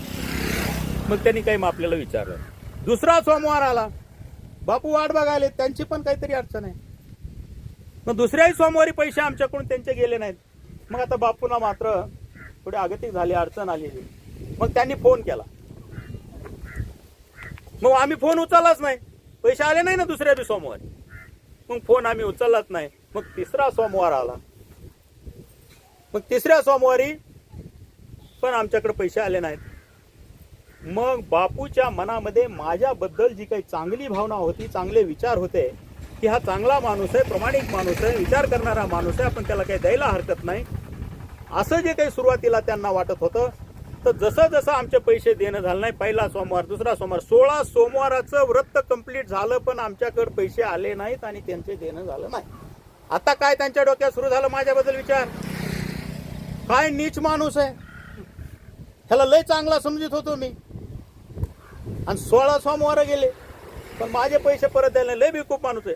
म्हणजे सुरुवातीला हा माणूस चांगला आहे अशा पद्धतीचे रसस्त्राव, तरल सद्गुणांचे रसस्त्राव मेंदूमध्ये होत होते. परंतु जेव्हा व्यवहार बिघडला तेव्हा ते रसस्त्रावाचे झरे आटले आणि माझ्याबद्दलचे वाईट विचाराच्या रसस्त्रावाला सुरुवात झाली आणि माझ्याकडे बघण्याचा दृष्टिकोनच बदलून केला. म्हणून व्यवहार बिघडले की नीतिमूल्यांचा ऱ्हास व्हायला लागतो. आणि सगळ्यात मोठ्या व्यवहाराची बिघडणूक कुठं झाली असेल तर ती काळ्या आईमध्ये झाली, जमिनीमध्ये झाली, शेतीचे व्यवहार बिघडले. आणि म्हणून मला असं वाटतं की आम्ही डॉक्टर असू, इंजिनियर असू, कलेक्टर असू, शेतकरी असू, शेतमजूर असू, एकदा एक धारणा अशी पक्की करून ठेवली पाहिजे की जगातली सगळी व्यवस्था, जगातले धर्म, राजकारण, वकील, डॉक्टर, इंजिनियर या सगळे ज्या दिवशी असा विचार करतील की या शेतीचे सगळे व्यवहार दुरुस्त करून घ्यायचे, त्याच दिवशी खऱ्या अर्थानं नीतिमूल्य प्रस्थापित होण्याची सुरुवात होईल अशी आशा माझ्या मनात आहे. तीच आशाचं बीज मी तुमच्यामध्ये पेरतो आणि माझ्या वाणीला विराम देतो. जय हिंद, जय भारत.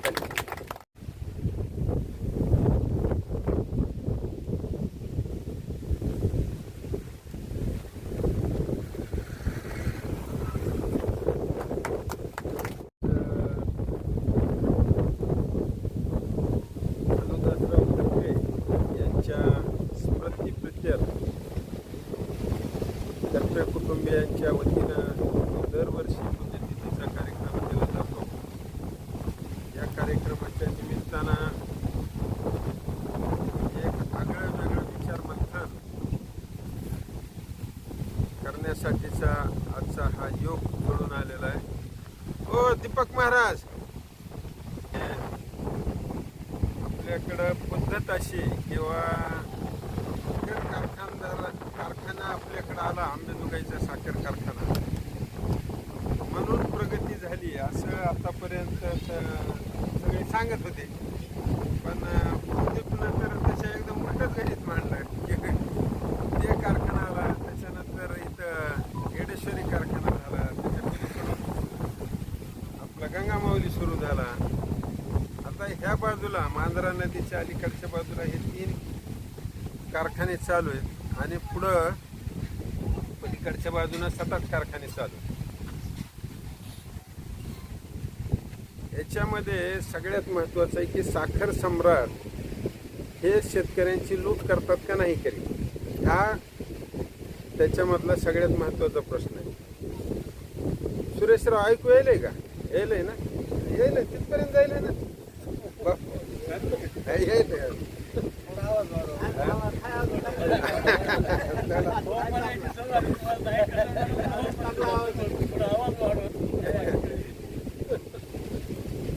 आता ह्याच्यामध्ये आपण गेली 40 वर्ष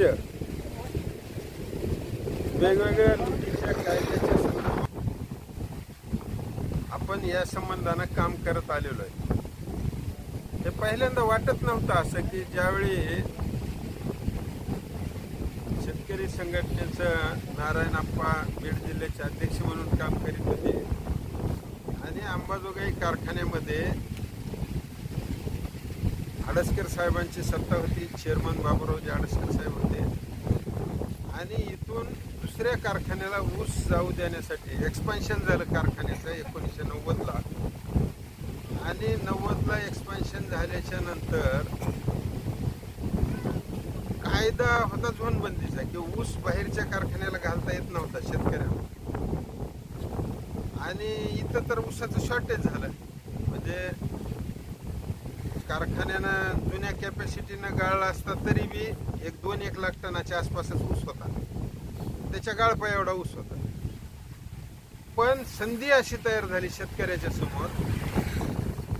नळेगाव कारखान्याचे चेअरमन बसवराज पाटील नागराळकर होते आणि त्यांनी डॉक्टर लोही यांच्या माध्यमातून इथला ऊस घेऊन जायच्यासाठी त्यांनी प्रस्ताव दिला की आंबेजोगाई परिसरातला ऊस आम्हाला घेऊन जायचा. मग हे येणार आहेत म्हणून कळाल्याच्या नंतर पहिली बैठक पाटोद्याला झाली, ममदापूर पाटोद्याला. आणि हे येणार आहेत म्हणल्याच्या नंतर आपले नळदुर्ग कारखान्याचे काय नाव माजी आमदार होते ते नाही हा ते नाही दुसरे हा नळदुर्ग इकडून एक निरोप आला नरेंद्र बोरगावकर आणि त्यांनी पण निरोप दिला की आम्हाला ऊस पाहिजे म्हणून. मग आम्ही अशी भूमिका घेतली त्यावेळेसही काही आज आता गाव लग्नाला गेलाय म्हणून तुम्ही काही वकील साहेब नाराज होऊ नका. तेव्हा ज्यावेळेस झोनबंदी कायद्याच्या विरोधात भूमिका घ्यायची होती त्यावेळेस सुद्धा माणसं किती होते? आम्हीच होतो, 10-15 होतो आम्ही. त्यावेळेस तरी काय माणसं होते का? कुलदीप बिलकुल. हे परिस्थितीने विचार स्वीकारले जाते, विचारामुळे परिस्थिती बदलत नाही. आता बापूने बऱ्याच गोष्टीवर भाष्य केलेलं आहे, पण जोपर्यंत तशी परिस्थिती येत नाही काय दीपक महाराज बरोबर आहे का? माणसं केव्हा ऐकतात कीर्तन? जरा काहीतरी त्याला चामटे चिमटे जर का निघायला लागले त्या विषयाला, अभंगामध्ये जर का सगळं तुम्ही मेल्याच्या नंतरच मोक्ष मिळणार आहे म्हणून सांगायला होतं, कुणी ऐकेल का? त्याच्या आधीच्या जीवनात काहीतरी आहे का नाही? तसं जोपर्यंत कधी विचार स्वीकारले जाते तर तशी परिस्थिती बनावी लागते आजूबाजूला. मग आपल्या भागामध्ये ही परिस्थिती तयार झाली आणि त्यावेळेस आम्ही 10-5 जणांनी असा विचार केला किंवा ह्याच्यावर आता उपाय काय करावा लागेल. दरम्यानच्या काळामध्ये आपले देवळेचे पंडितराव यादव यांनी एक औरंगाबाद हायकोर्टमध्ये एक याचिका दाखल केली की आम्हाला हे ऊस बाहेर घेऊन जायला परवानगी द्या. ते याचिकेवर तिथं चर्चा होत असताना कोर्टानं कायदा झोनबंदीचा असल्यामुळे आपल्याला परवानगी नाकारली आणि त्यांनी सांगितलं की तुम्हाला ऊस पाठवायचा असेल तर आंबेजोगाई कारखान्याच्या मार्फत दुसऱ्याला पाठवावं लागेल. आणि तो निकाल लागल्याच्या नंतर तर सत्ताधाऱ्यांना थोडंसं बळ वाढलं ना त्यांचं, आणि परिणाम त्याचा असा झाला की त्यांनी ही जी शेतकरी संघटना स्वातंत्र्य मागायला लागली, दुसऱ्या कारखान्याला आपला ऊस आहे, आम्ही मालक आहेत त्या ऊसाचे, आम्ही काही करू, तर वकील साहेब गुऱ्हाळ करते. तसं गुऱ्हाळाला पण बंदी होती, झोनबंदीच्या कायद्यामध्ये गुऱ्हाळाला पण बंदी होती. म्हणजे गुऱ्हाळ कारखान्यानं जर का तिथं ऑब्जेक्शन घेतलं तर गुऱ्हाळ चालविता येत नव्हतं. एवढं सगळं बंधन कशासाठी बाबा? आम्हाला ऊस न्यायचं आहे. मग तिकडून बसवराज पाटील नागराळकर आले, इकडून नरेंद्र बोरगावकर आले आणि ह्या सगळ्या परिस्थितीमध्ये तत्कालीन राजकारणाचे ह्याच्यामध्ये पडसाद उमटायला लागले. आता इकडून हे डॉक्टर लोहिया यांचा कोणाचा राजकीय संबंध होता का शिवाजी बाप्पा? तसा काही नव्हता. पण ते त्यांच्याकडे आला आणि त्यांनी निरोप पहिल्यांदा दिला की आप्पा 650 रुपये दिले तर बसवराज पाटलांनी ह्यांनी आपलं नागराळकरांनी 650 रुपये टनाला देऊ म्हणले त्यावेळेस. आणि ह्यांनी निरोप दिला की त्याच्यापेक्षा 10-5 आम्ही आगाऊ देऊ. त्यांनी सांगितलं नाही 70 देऊ का 60 देऊ का 80 देऊ, असं सांगितलं नाही. आम्ही म्हणलं किंवा त्याला स्पर्धा तयार व्हायली का नाही. ह्यांच्याकडून दिल्याच्या नंतर कारखान्याला बिल आल्याशे 560च्या वर देणार पक्क होतं. मग हे 560च्या वर जायलंय का नाही, तर आम्हाला स्वातंत्र्य मिळावं आणि हा ऊस बाहेर जाऊ द्यावा, एवढी त्याच्या मागची का होती. कोर्टाचा निकाल आला, कोर्टानं जाऊ द्यायचं नाही म्हणून सांगितलं. मग ह्याच्यावर आम्ही की वाजत गाजत ऊस बाहेर घालायचा असा एक कार्यक्रम करायचा. मग त्या ह्याच्याबद्दलच ऊस निहाण्यासाठी, कारण कायदा विरोधात आहे. मग मी म्हणलं कोर्ट काही सांगेल तिकडं, आपण शेतकऱ्याचं अदालत भरू, कोर्ट भरू आपण शेतकऱ्यांचं. कारखान्यावर आपण शेतकरी अदालत भरवू. मला वाटतं भाकरे पाटील तुम्ही होता त्या ह्याच्यामध्ये, त्या गावानं भरपूर आंदोलनात मदत केलेली त्यावेळेस. आणि हे सगळं घेऊन आपण आंबेजोगाईला शेतकरी अदालत अंबाजोगाईच्या कारखान्यावर भरली. आणि आता तरी म्हणजे बापू हे आता त्यावेळेस होतेच आमच्या बरोबर, गाडीने आले आज कार्यक्रमाला. त्यावेळेस काय गाड्या का गोड्या आमच्याजवळ काय होतं, पण विचार होता ना की परिस्थिती काय होती आजूबाजूला, किंवा ज्यांच्याकडे कुणाकडे ऊस होता गाव त्या सगळ्याला असं वाटायला. त्यावेळेस तर तळ बी नव्हतं ना इथं, हे तळ त्याच्यानंतर झालेलं आहे ना. 98ला तळ झालं पुन्हा. मग इकडं तरी ऊसाचं क्षेत्र होतं का, कमी होतं. होळला चांगली ऊस होते. आजूबाजूला पलीकडून मांजराच्या पट्ट्यामध्ये ऊस होता. आणि त्या शेतकऱ्यामध्ये चुळबुळ सुरू झाली. म्हणजे इस्तळचे, सौंदण्याचे, आपेगाव, देवळा हे जे पट्टा खाली आप्पाचा धानोरा, हा जो नदीच्या कडेचा जे बेल्ट आहे सगळा, इथल्या शेतकऱ्यामध्ये अस्वस्थता तयार व्हायली. पैशाचा कितीचा प्रश्न होता. 560 आंबेजोगाईत ऊस घातल्यास 560 मिळणार आहे. आणि बाहेर गेल्यास किती मिळणार आहेत, 650 रुपये त्यांनी सांगितले होते नळेगावच्या कारखान्यानं. आणि नळदूरच्या कारखान्यानं म्हणले 650 पेक्षा आम्ही काही का होईना आगाऊ देऊ. चांगल्या शेतकऱ्यामध्ये ज्याला व्यवहार कळत होता, बापूंनी ज्या व्यवहारावर मुद्दा आणला, ज्यांना कुणाला हा व्यवहार ऊसाचा कळत होता आणि ते ऊस महत्वाचं पीक होतं, त्यांना वाटायला किंवा 100 रुपयाचा फरक पडायला ना. लोकांमध्ये चुळबुळ सुरू झाली. आडसकर साहेबांचे कितीही प्रेम असणारे कार्यकर्ते होते तरी त्यांच्यामध्ये विचार करण्यामध्ये व्यवहारानं चलबिचल सुरू झाली. आणि ह्या सगळ्याचा परिणाम काय झाला, आंबेजोगाईच्या शेतकरी अदालतीला प्रचंड प्रतिसाद मिळाला. म्हणजे त्यावेळेस आता तरी बाहेरून अतिक्रमण झाले, त्या मैदान ते प्लॉटिंगला ऐकलं सगळं. त्या ठिकाणी त्या बाहेरच्या स्टेजवर ऊस परिषद झाली, शेतकरी अदालत झाली. आणि त्या परिषदेला आपल्या परिसरातले म्हणजे ह्या 3-4 तालुक्यातले लोक मोठ्या संख्येनं तिथं एकत्र आले. आणि तिथून की आमचा माल आहे, आम्ही मालक आहेत आणि हे ऊस आम्हाला वाटेल तिथं विकू, कोर्टाचं पण आम्ही आता ऐकणार नाही, अशी भूमिका तिथं घेतली. आणि त्या शेतकरी अदालतमध्ये ऊस बाहेरच्या कारखान्याला पाठवायचा निर्णय झाला.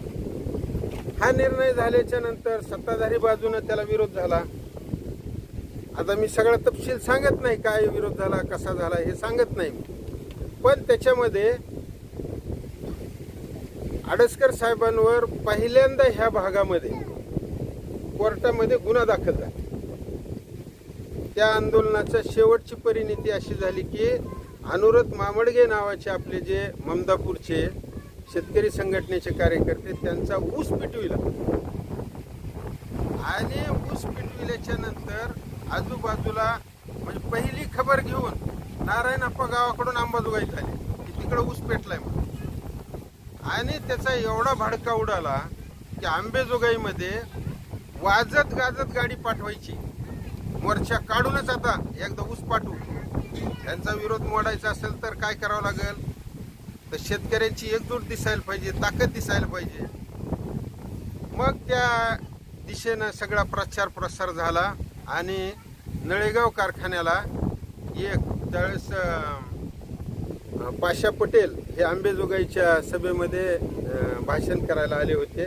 आणि मोठी सभा आपल्या डेप्युटी कलेक्टर, जुनं डेप्युटी कलेक्टरचं कार्यालय अलीकडचं आंबेजोगाईचं, त्याच्या समोरच्या पटांगणामध्ये गाडी आणून आपण तिथून भरून लावली. त्याच्यानंतर हे कळाल्याच्या नंतर ही घटना सगळी हितला वृत्तांत शेतकरी संघटनेचे नेते आदरणीय शरद जोशींना हे सगळं कळालं.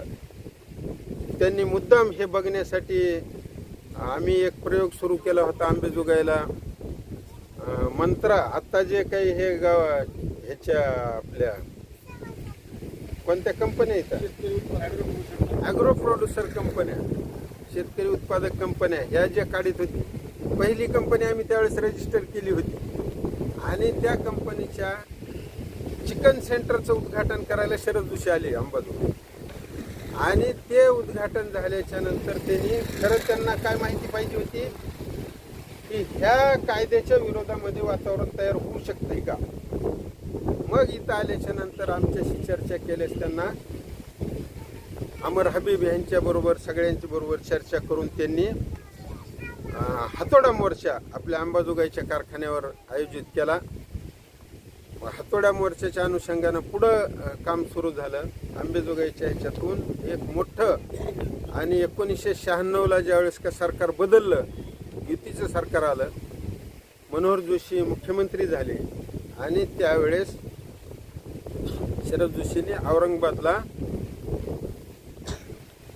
बेमुदत उपोषण सुरू केलं आणि त्याच्यानंतर आपल्या परिसरामध्ये 5 बस पेटवून देण्यात आल्या आणि त्या विशेष म्हणजे ऊस पट्ट्यातल्या पेटवायला आम्ही कोरडवाहू पट्ट्यातले आणि गाड्या कुठल्या पेटल्या, ऊसाच्या पट्ट्यातल्या पेटल्या आणि त्याचा महाराष्ट्राच्या राजकारणावर एवढा परिणाम झाला की तिसऱ्या दिवशी मनोहर जोशींनी गोपीनाथ मुंडेंना शरद जोशींशी चर्चा करायला त्याला पाठवलं.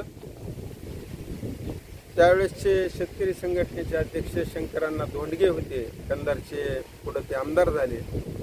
त्यांनी घोषणा केली की जर आमच्या उसाला झोनबंदी असेल तर या डेपोची त्या डेपोला एसटी जाणार नाही, एसटीला आम्ही झोनबंदी लावू.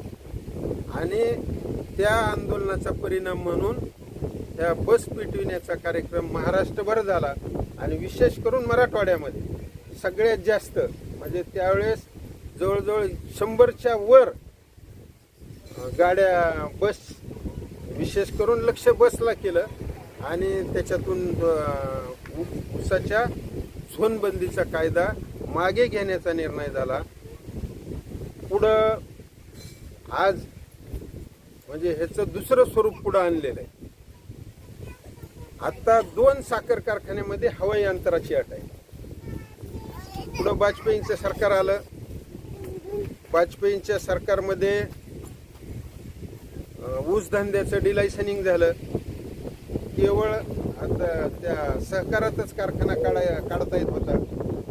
हे बंधन पण त्याच्यातून काढून टाकलं आणि अटल बिहारी वाजपेयींनी कारखाना कुणालाही काढता येईल, जसं गुराळ कुणालाही घालता येत होतं तसं झोनबंदी संपल्याच्या नंतर कारखाना पण कुणालाही काढता येईल अशी भूमिका घेतली.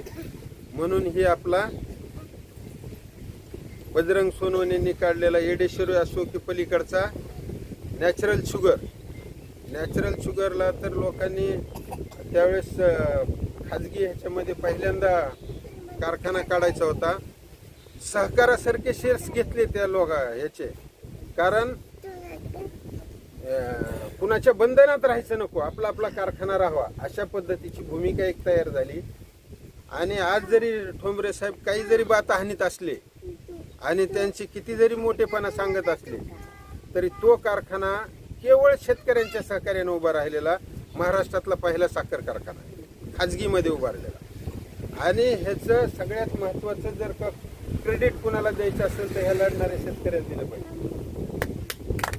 ह्याचं क्रेडिट त्यांचं नाही आहे, त्यांनी कारखाना उभा केला पण त्याचा सगळी जी बांधणी झाली ती इथं जे काही आंदोलन झालं होतं त्या आंदोलनाचा परिणाम म्हणून तो कारखाना उभा राहिला. त्याच्यानंतर रेना कारखाना खालवून देशमुख कंपनीनं उभा केला, विकास कारखाना उभा राहिला, अनेक कारखाने पुढे त्याच्यानंतर उभे राहिले. महाराष्ट्रामध्ये आता सहकारी कारखाने कमी आहेत आणि खाजगी कारखाने जास्त आहेत. पण ह्याला बंधन घालण्यासाठी आणि आहे त्याच माणसाईकडे ही कारखानदारी ताब्यात ठेवण्यासाठी त्यांनी नवीन काय आणलं, आता शरद पवार फार डोकेबाज माणूस आहे आणि आतापर्यंत जे काही राजकारणात ते 50-55 वर्ष एक हाती त्यांचं चाललेलं आहे त्याच्यामध्ये सगळ्यात मोठा वाटा जर कशाचा असेल तर तो ह्या सहकारी साखर कारखानदारीचा आणि ऊसाच्या शेतकऱ्याचे पैसे कायदा करून लुबाडता येतील हे त्यांना माहीत झालेलं. त्यांनी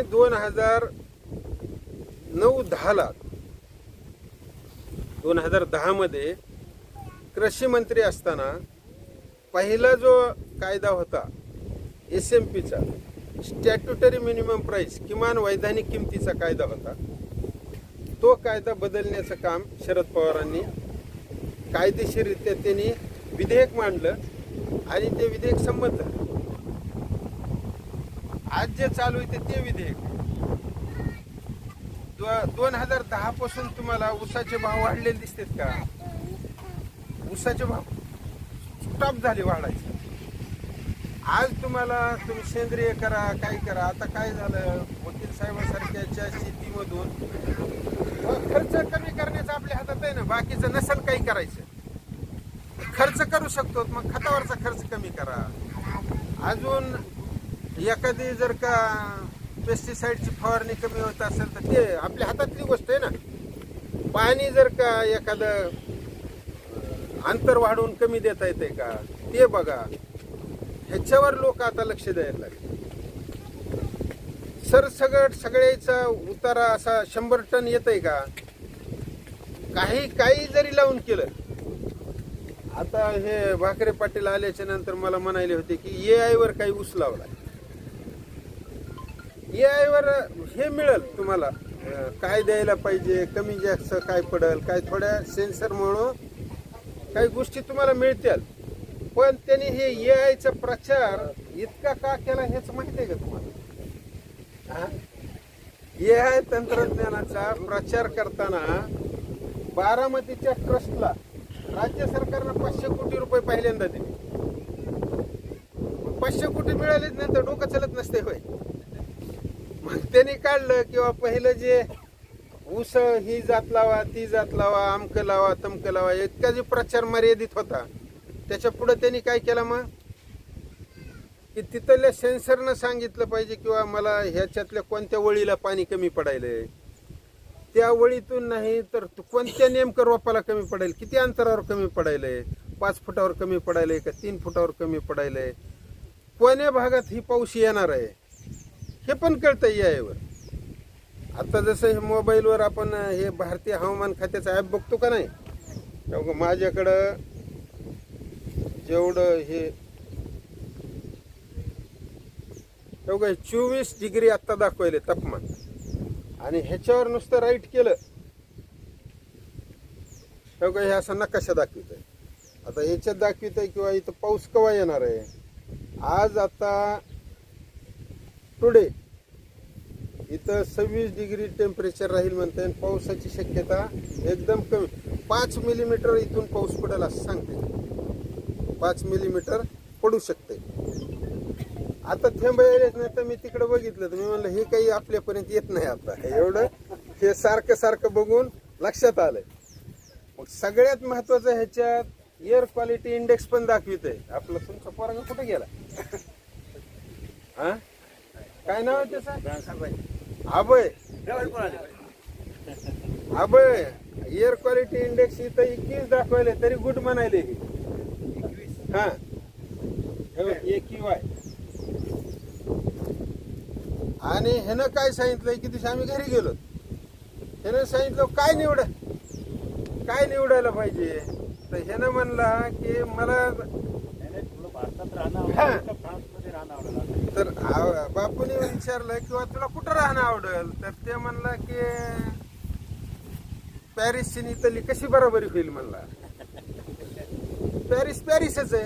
आणि म्हणलं कशामुळे नाही होणार तर ते म्हणला इथला AQI किती आहे आणि तिथला किती आहे म्हणजे हे आपल्याकडे 21 दाखवले हे गुड. त्यानं त्या दिवशी सांगितलं होतं 2 AQI मध्ये मी राहतो म्हणला तिथं. आता म्हणजे अजून तिथली हवा आपल्यापेक्षा किती चांगली असेल. आणि दिल्लीमध्ये मुंबईमध्ये हे 500 असते हे AQI किती असते? 500 पर्यंत असते. तर तिथं जाणं काय अवघड आहे का हो? पॅरिसला अभयला वकील साहेबांनी पाठविलं. सामान्य माणसाला लय अवघड आहे असं वाटतंय तुम्हाला? आत्ता ऊसाचा भाव काय पाहिजे? आत्ता साधारण जगाचं जे बाजारपेठ चालू आहे त्याच्यानुसार ऊसाला भाव किती असायला? हं? तर पण फार कमी झाला. 1984-85 ला आम्ही प्रकाशराव आम्ही जवळ शिकत होतो अंबाजोगाईत सगळे बापू आम्ही सगळेच होतो. ती एकत्रच आमची टीमच होती. ओम होता वारलेला ओम आहे ना, ते आमच्या बरोबरच होता. दिलीप चौधरी होता पलीकडून. आता जर का ऊसाचा भाव जर का बघितला तर किती पाहिजे? 85 सालापर्यंत म्हणजे 560 आपल्याला कमी वाटला. त्यावेळेस शेतकऱ्यांनी एवढं आंदोलन उभं केलं. झोनबंदीचा कायदा संपला हे मी तुम्हाला सांगितलं. आज अमेरिकेमध्ये साखरेचे भाव काय आहे? आज लंडनमध्ये साखरेचे भाव काय आहे? जपानमध्ये साखरेचे भाव काय आहेत? रशियामध्ये काय आहे? चीनमध्ये काय आहे? पाकिस्तानमध्ये काय आहे? बांगलादेशमध्ये काय आहे? ह्याचा जर का सगळ्याचा तुम्ही जर का विचार केला तर 100 रुपयाच्या वर आहे साखर. आणि आपल्या इथं काय भाव आहे? 31 रुपये. विक्री 40 रुपये.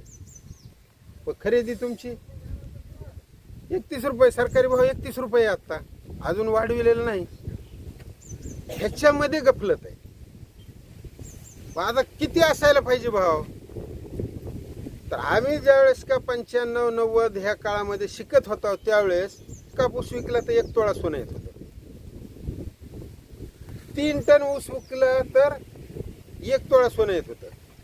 हळद 1 क्विंटल विकली तर 1 तोळा सोनं येत होतं.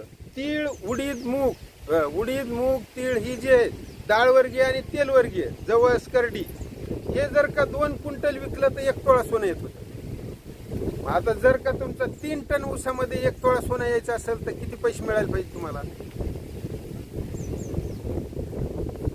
म्हणजे ही काय रॉकेट सायन्स नाही किंवा माहितीतली गोष्ट आहे असं नाही की आम्ही अनुभवलं नाही. 1 तोळ्याला तुम्हाला तर चांगलंच माहित असेल. तवा घर कुठं बांधले लोकांनी?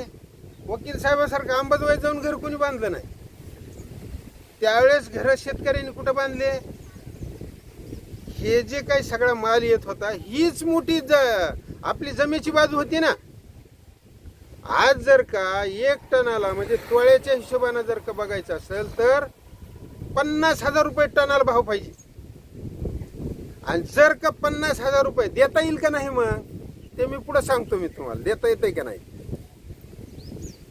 50,000 रुपये जर का मिळाले तर एकटा वकील साहेबाचं पोरगा पॅरिसला जाईल का?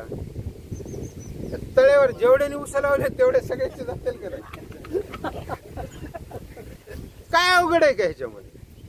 आता हे गणित ज्या दिवशी लक्षात येईल. आज काय व्हायलंय की आत्ता बघा कारखाना जवळ येईल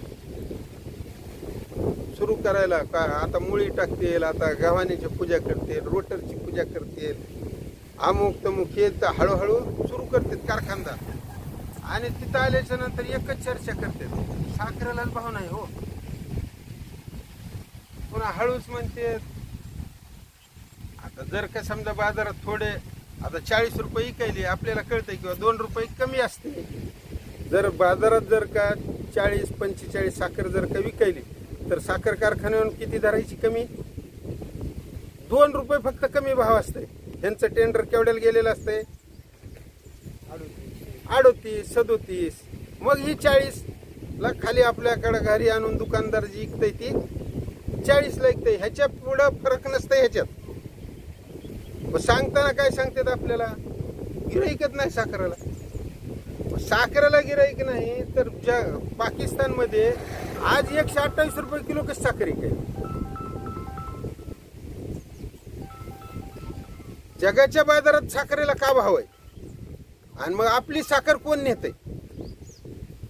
मग ही जर का आपली साखर कोण वापरतय? कोणत्याही ऊसापासून कारखान्यात साखर तयार केली तर ऊसाचं काय काय होतंय? ऊसाचं पहिलं निघते साखर, दुसरं बगॅस आणि तिसरं मळी. मळी म्हणजे कोणती? आता इथं कुणीच नाही आपल्याकडे इथं बसलेलं. मळी म्हणजे खांब्याची मळी, दारू तयार ज्या मळीपासून करते ती मळी. किती किती निघतं हे? साखरेचा उतारा मी आता रिपोर्ट घेऊन आलोय तुम्हाला मुद्दाम दाखवायला. मी म्हणलं आता हे घरगुती कार्यक्रम आहे आपला, इथं थोडंसं कमी जास्त झालं तरी चालतंय.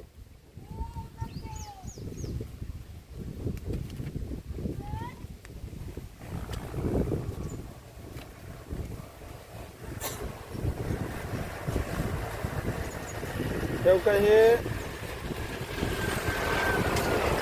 गेल्या वर्षीचा 14/8/25चा महात्मा फुले कृषी विद्यापीठ राहुरीचा रिपोर्ट आहे. म्हणजे गेल्या वर्षी दिलेला आहे ते.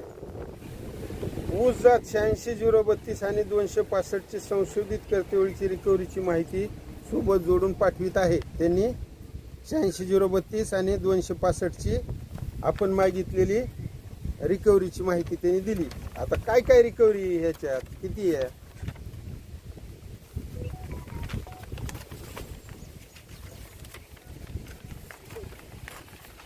हे का ह्याच्यामध्ये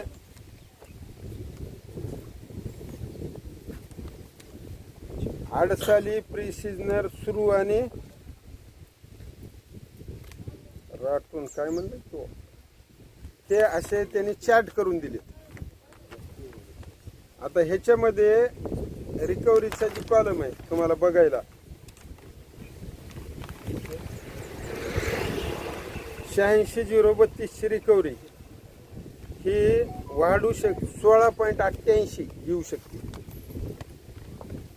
16.88 आणि 265ची रिकव्हरी 265ची 13.38 येऊ शकते. आडसालीची प्री-सिजनलची 13.80 आणि सुरूची 13.69, रतूनची 13.92 आणि त्याची सरासरी जर काढली तर 13.68. आणि आपल्याला 265 लावू देतात का नाहीत लावू देत? 265 हे 14 महिन्याचं आहे. किती आहे हे? माझा नाही रिपोर्ट, हे रिपोर्ट कुणाच्या इथं? राहुरी कृषी विद्यापीठ जे आहे, महात्मा फुले कृषी विद्यापीठ राहुरी, त्याच्या पाडेगाव संशोधन केंद्राची रिपोर्ट आहे. आणि इकडं हीच लावू नका, 86-032 लावू नका. बरं ही कशावर दिले जात? तुम्हाला भाव द्यायचा म्हणजे कशावर द्यायचा आहे? त्यांना रिकव्हरीवर द्यायचं आहे. आता ह्याच्यात कशी लूट करते त्याचं मी तुम्हाला गंमत सांगतोय. आता ह्या 3 गोष्टी तयार होत्यात आणि ह्याचे पैसे कसे किती तयार होतात? मग आता जर का 13 पर्यंत साखर जर का होत असेल आणि आपल्याला दाखवितात किती? आता येडेश्वरीचा साखर उतारा किती दाखविला या वर्षीचा? माझ्या माहितीने 10.5 ते 11च्या आसपास असेल.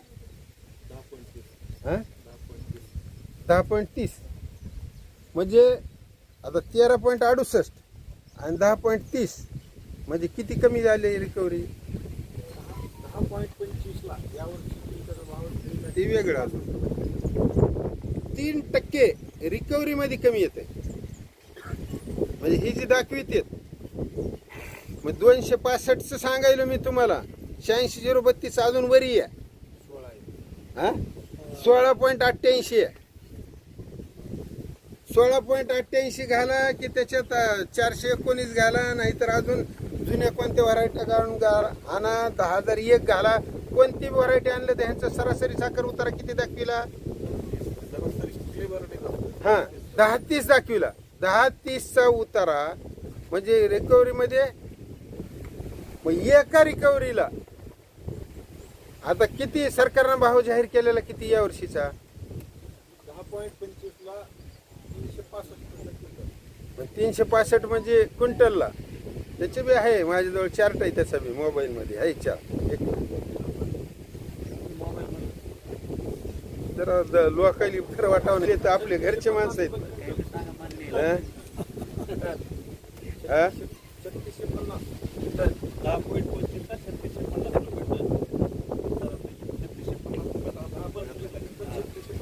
अच्छा, म्हणजे हो का, हे राज्य सरकारनं पाठविलेला ही हिशोब आहे. पीक निहाय व विक्री हंगाम निहाय प्रस्तावित किमान आधारभूत किंमत व जाहीर किंमत दर्शविणारा तक्ता. हे पूर्ण तुम्हाला पाहिजे असलं तर मी मोबाईलवरून हे पाठवू शकतो सगळ्याला. यावर्षी काय भावानं ऊसाचं हमी भाव काय सांगितला होता, म्हणजे राज्य सरकारची जी शेतमाल भाव समिती, ज्या समितीचे बापू सदस्य होते, त्या समितीनं यावर्षी पाठविलं की 412 रुपये क्विंटल. हे भाव आहेत ते सगळे क्विंटलमध्ये. हे सगळ्या पिकाचे 16-17 पिकाचे भाव आहेत. सोयाबीन आहे, कापूस आहे, मूग आहे, उडीद आहे, तूर आहे. ऊसाचा भाव पाठविला त्यांनी 412 रुपये. मग 412 रुपये म्हणजे टनाचा भाव किती झाला, 4120 रुपये. 4120 रुपये जर का यांनी शिफारस करून पाठविली राज्य सरकारनं, देवेंद्र फडणवीसच्या सरकारनं शिफारस केली 4120, आणि राज्य सरकारनं किती केले त्याचे, म्हणजे केंद्र सरकारनं किती कमी पाठविले, त्यांनी पाठविलं 3600. हे गेल्या वर्षीचा आहे आकडा, या वर्षीचा वाढू नये. मला वाटतंय यावर्षी 4300 रुपये काहीतरी पाठविला आहे. आणि हे तुम्ही जर का चार्ट मागचा सगळा जर का बघत गेला, गेल्या वर्षी काय होतं, त्याच्या आधी काय होतं, तर दरवर्षी कमीनच आहे. म्हणजे 409 रुपये गेल्या वर्षी, त्याच्या आदल्या वर्षी पाठविला होता. राज्य सरकारनं करून पाठविले 300, केंद्र सरकारनं करून पाठविले 340. आता जर का 3% इतर रिकव्हरी हाणली तर 3650 म्हणजे त्याचे 3 गुणिले करा बरं त्याला. 3665 गुणिले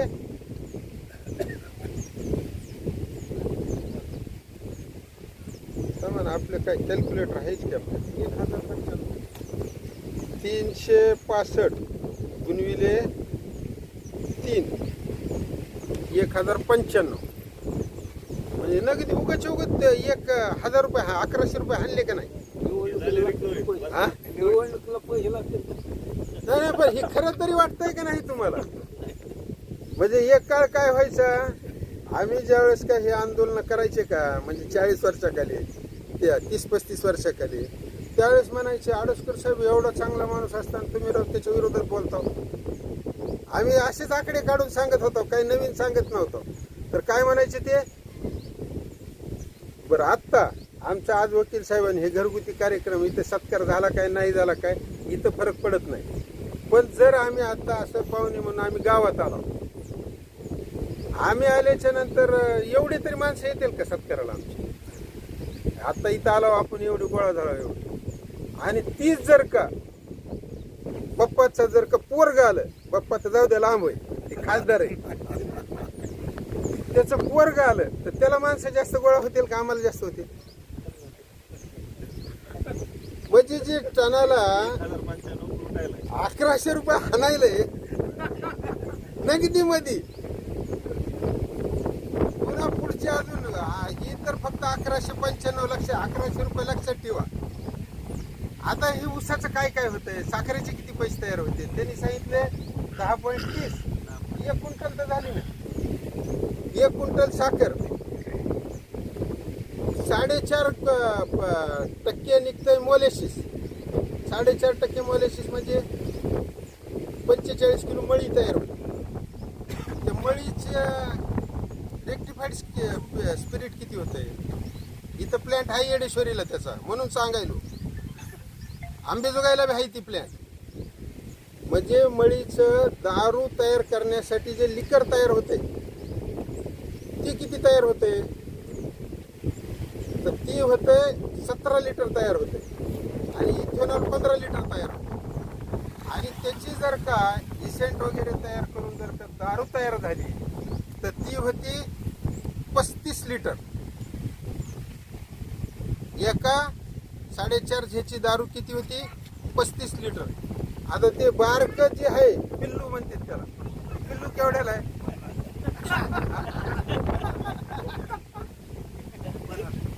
$50,000 देणं अवघड नाही मला. फक्त त्याच्यातून सांगायचंय काय, आता त्या पिल्ल्याचा भाव किती सांगा. 50. मग ते केवढ्याच आहे ते, म्हणजे किती ml आहे ती? 90 बारक असते बा. 90 आहे का? मग 90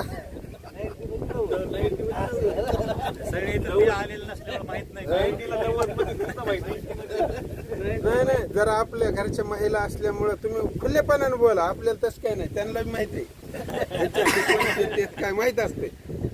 तर मला सांगा 1 लिटरचे किती पैसे झाले? 90 ml चे 50, 1000 लिटर ते किती? 1000 ml चे किती झाले? 100 रुपयाला 100 ml. 100 रुपयाला 80 रुपयाला झाले ती आता 550 रुपये. 550 रुपये. आम्ही पेट नाही, पण आम्हाला पहिलं 50ला माहिती. पहिले आता जुनं सोडून द्या ना. 80-90 रुपये. म्हणजे ते 1 लिटरचे किती पैसे होते? 1000 रुपये होते 1 लिटरचे. 35 लिटरचे किती झाले? 35,000 झाले का नाही? आणि साखरेचे, साखर इकलेले त्याचे किती झाले? 5,000 धरा वरच्या ह्याच्या सहित. हा, वरचे सोडून दिलेले एक हिशोबासाठी आपण 5,000 धरा. 35 आणि 5 40 झाले. आणि बगेशचे मी तुम्हाला लई लांबलचा हिशोब सांगा नाही तरी अजून त्याच्या पुढला जर का अजून सांगितलं तर 50,000 रुपये मिळणं चिल्लर गोष्ट आहे याच्यामध्ये. पॅरिसला पाठवता येऊ शकतं सगळ्याला असं त्यांना. नाही, ऊसाची लूट होती हे पण सांगायचं मला, की हे जे आहे ह्या सगळ्यामधून म्हणजे ह्याचा अर्थ तुम्ही असा काढता की वकील साहेबच पोरग पॅरिसला आहे म्हणजे हे ह्याच्यात हाणायलेत का ऊसा, असं काढू नका ना त्याचा अर्थ. बाकीच्या व्यवसायामध्ये पैसे मिळतात, हे जे पैसे मिळायचे ते आपले शत्रू कोणी पॅरिसवाला नाही, तिकडे इराण इराक युद्ध चालू ते कोणी आपले शत्रू नाहीत. आपले शत्रू कोण आहेत? आपण निवडून दिलेले आमदार खासदार हेच आपले शत्रू आहेत. सरपंचाच्या ह्याच्यातलं काय हातात आहे का? जिल्हा परिषद मेंबरच्या काय हातात आहे का? आणि आपले भांडणं कुठं येतं?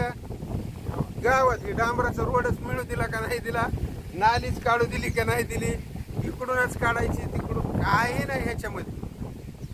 हे जी एका ऊसाच्या पिकात जर का एवढं येतं, ही बाकी सगळ्या पिकाच्या बाबतीत हे असंच आहे. हे नुसतं ऊसाच्या बाबतीत आहे का? कापसाच्या बाबतीत पण असंच आहे. 1 क्विंटल कापूस जर का जिनिंगला टाकला तर सरकी किती निघते? 65 किलो सरकी निघते. रुई निघते 35 किलो. 35 किलो रुईचं काय होतंय पुढं? 35 किलो रुईचं 120 मीटर कपडा तयार होते. आता लिलनचा कपडा हे कॉटनचे कपडे आहेत का आपल्या अंगावर? हे सगळे मिक्स आहेत आपल्या इथं. आता जर का नंबर 1चा जर का कपडा आणायचा असेल तर ते 1000 रुपये मीटरच्या पुढं लिलन लिहिलेलं असते. काही वेगवेगळे नावं त्याला दिलेले आहेत. ब्रँडेड कपडे जे आहेत दिग्जामचे, रेमंडचे, रिलायन्स मेलचे, अनेक आहेत, हजारो कंपनी आहेत ह्याच्यामध्ये. आणि त्याच्यामध्ये 120 मीटर कपडा, 35 किलो रुई आणि 120 मीटर कपडा. पुन्हा ही आतरायचे केलेले, पांघरायचे केलेले, आमकं तमकं हे तर सोडून द्या अजून त्याच्यात. ह्याचे जर का पैसे एकत्र केले तर 1 क्विंटल कापूस आणि 1 तोळा सोनं हे आजही मिळू शकते. बाजारामध्ये ही एवढी परिस्थिती आज आहे. दुर्दैव असं आहे की इथं 80 वर्ष झालेत. आता ह्याला काही कमी वर्ष झालेत का? बापूंनी जे सांगितलं ते काही नवीन किंवा असं कुठलं तरी वाचून काहीतरी आणून सांगितलंय असं काही नाही ह्याच्यामध्ये. हे आपल्या व्यवहारात आहे, फक्त आपला दृष्टिकोन बदल नाही. आपण जे त्या विषयाचा अभ्यास करायला पाहिजे, त्या दिशेने जे बघायला पाहिजे. आता वकील साहेबाचं पोरग पॅरिसला गेलं की ते त्याला जिथं ती संधी मिळेल तिथं शिक्षणाची आणि तिथून जगाकडे बघण्याचा त्याचा दृष्टिकोन आहे, त्याचा बदलून जाणार. प्रकाशरावचा पोरगा तिकडं विमान उडायला गेला, त्याचा दृष्टिकोन बदलून गेला. पण शेतीचा धंदा जो बिघडलेला आहे हा जर का दुरुस्त करायचा असेल तर ह्याच्यामध्ये एकमेव कलम आहे की शेतीमालाला रास्त भाव जोपर्यंत मिळणार नाही अरे आम्ही म्हणायला की ह्या देशामध्ये जेवढा आम्ही खर्च करायला तेवढा तरी भरून द्या ना. आपलंही मग खर्च निघत नसताना बी आपला धंदा का चालू आहे? तर ते आपल्याला गावाकडे येऊन सांगतात बघा. काय सांगतात बापा? 40 टन काढून भागतंय होय, जर 50 टन तरी काढवा. 50 न भागतंय का? 100 टन काढा. 100 न भागतंय का? 150 काढा. भाकरे साहेब पुन्हा म्हणते या टेक्नॉलॉजी वापरा, तंत्रज्ञान वापरा म्हणतात. आपल्याला कशात गुंतवित ते की तंत्रज्ञान वापरा आणि चुकायला तुमचंच म्हणते ते. हे बाजारामध्ये किंवा ते कायदे करून जे तुमची नीटनेटकी करायले त्याच्याकडं येऊ देत नाहीत. आणि हा जोपर्यंत दृष्टिकोन तुमचा बदलणार नाही तोपर्यंत ह्याच्यामधून ह्या कारखानदाराच्या जुलमातून आपली सुटका होणार नाही. आता हे बजरंग आता हे खासदार होऊन किती वर्ष झाली? 2 वर्ष संपून गेले ना. 2 वर्षामध्ये तिथं सभागृहात काय काय बोलले त्याचे भाषण आलेत नाही इकडं. हे कधी बोलले का? ते काय सांगते रिकव्हरीच येत नाही. त्या रोटावेटरवाल्यांनीच ते काय हार्वेस्टरवाल्यांनीच आम्हाला लुटलं म्हणते. हार्वेस्टरवाले तुमचे पैसे आणायलेत पाहिजे. त्या रिकव्हरी त्या 86-032 मध्ये रिकव्हरी नाही म्हणते. कर्जबाजारी झाले, हार्वेस्टरवाले कर्जबाजारी झाले. त्या हे कमिशन ह्यांनीच व्याजानं पैसे द्यायचे त्यांच्या पतपिढीतून आणि तिथं आपलाच माणूस बसवायचा. रमेश शिंदेला तिथं नेऊन बसवायचं. वसुलीला कोण? रमेश बाप्पा आबा. आणि पैसे वाटायला कोण? बजरंग बाप्पा. आज चांगलं जमलंय राव तुम्हाला. ऊसावाल्याला बी 30 पैसे देणार, हार्वेस्टरला बी 30 देणार, ट्रॅक्टरवाल्याला बी 30 देणार आणि त्याच्याकडे सगळ्यांनी मिळून साल घेतलेले, साल घालायल्यासारखं कामही नाही.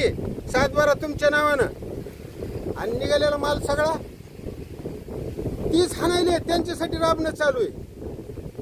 तुकाराम मुंडेचा उल्लेख निघाला. फक्त तुकाराम मुंडेंनी काय केलंय होतं ना, असा बदल काय केलाय?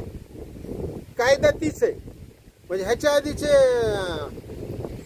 50-60 वर्ष जे काही कायदे करून झालेलं आहे ते भेसळवर आलेले आयुक्त करीत काय होते? त्यांना ही कायदा माहित नव्हता का? फक्त त्यानं स्वतः पैसे घ्यायचे बंद केलंय, बाकीचं काहीच केलं नाही त्यानं. माणसं तीच आहेत ना. आता ते काय इथं फोळला समजा खवा सापडला, फोळला ती यायलंय का?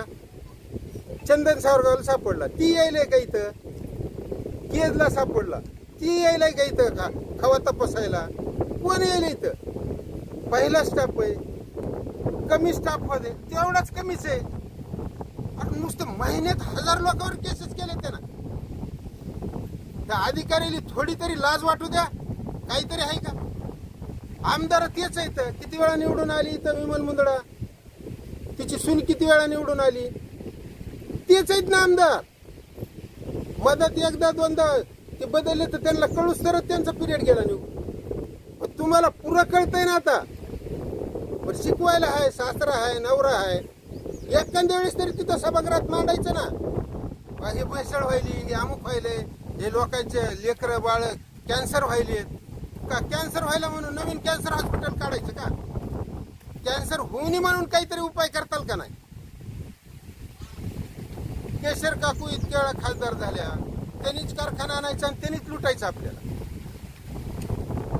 प्रकाश दादांनी कारखाना काढायचा, दुनिया झाली तरी चालेल, पण आम्ही वेळेवर बिल दिलंय म्हणून सांगते. काय सांगते ते आपल्याला? ऊसाचे पैसे आम्ही वेळेवर द्यायला. ही काय सांगायची गोष्ट? 14 दिवसाच्या आत देणं बंधनकारक केलंय काय देणं? ती काय मोठी गोष्ट आहे का? हे तुमची देणं ही जबाबदारी. नाही दिलं तर जी केस करता येत होती शेतकऱ्यांना ते तुम्ही का काढून टाकलं ह्याचं उत्तर द्या ना. आणि त्याच्यावर तुमचा आमदार काय बोलला, त्याच्यावर तुमचा खासदार काय बोलला, ही करण्याची गरज आहे ना. दुर्दैवानं काय व्हायला लागलंय की आपल्या गावाकडे आल्याच्या नंतर मी आमच्या ह्या करपे कुटुंबाचं अभिनंदन करतो. मी ह्याच्या आधी एकदा ह्याच कार्यक्रमात येऊन गेलेलो आहे की त्यांनी आता राजभाऊ जाऊन निवड ही दाखवून गेलेत. सगळेजण जेवायची वेळ होऊन गेलेली आपली, भुका सगळे लागलेले. एवढ्या अशा कार्यक्रमात सुद्धा त्यांनी बा येऊन 4 गोष्टी बोला, कुणी ऐकायला येऊ अगर नाही येऊ, पण त्यांनी प्रयत्न केला हे सांगण्याचा. वेगवेगळा हे प्रयत्न आहे, यात भाग आहे एक. पण आता रात्री कीर्तन झालं, खरा कार्यक्रम तर तीच होता कीर्तनाचा, संपून गेला ना. दीपक महाराज सगळीकडे जाते, कीर्तन करते, सगळं सांगते. महाराज हे आमचं बी काहीतरी थोडं थोडं सांगत जाईल त्याच्या उग जोडून ये धन उत्तम व्यवहारे उदास विचारे वेच करी, असं काहीतरी सांगत जा ना.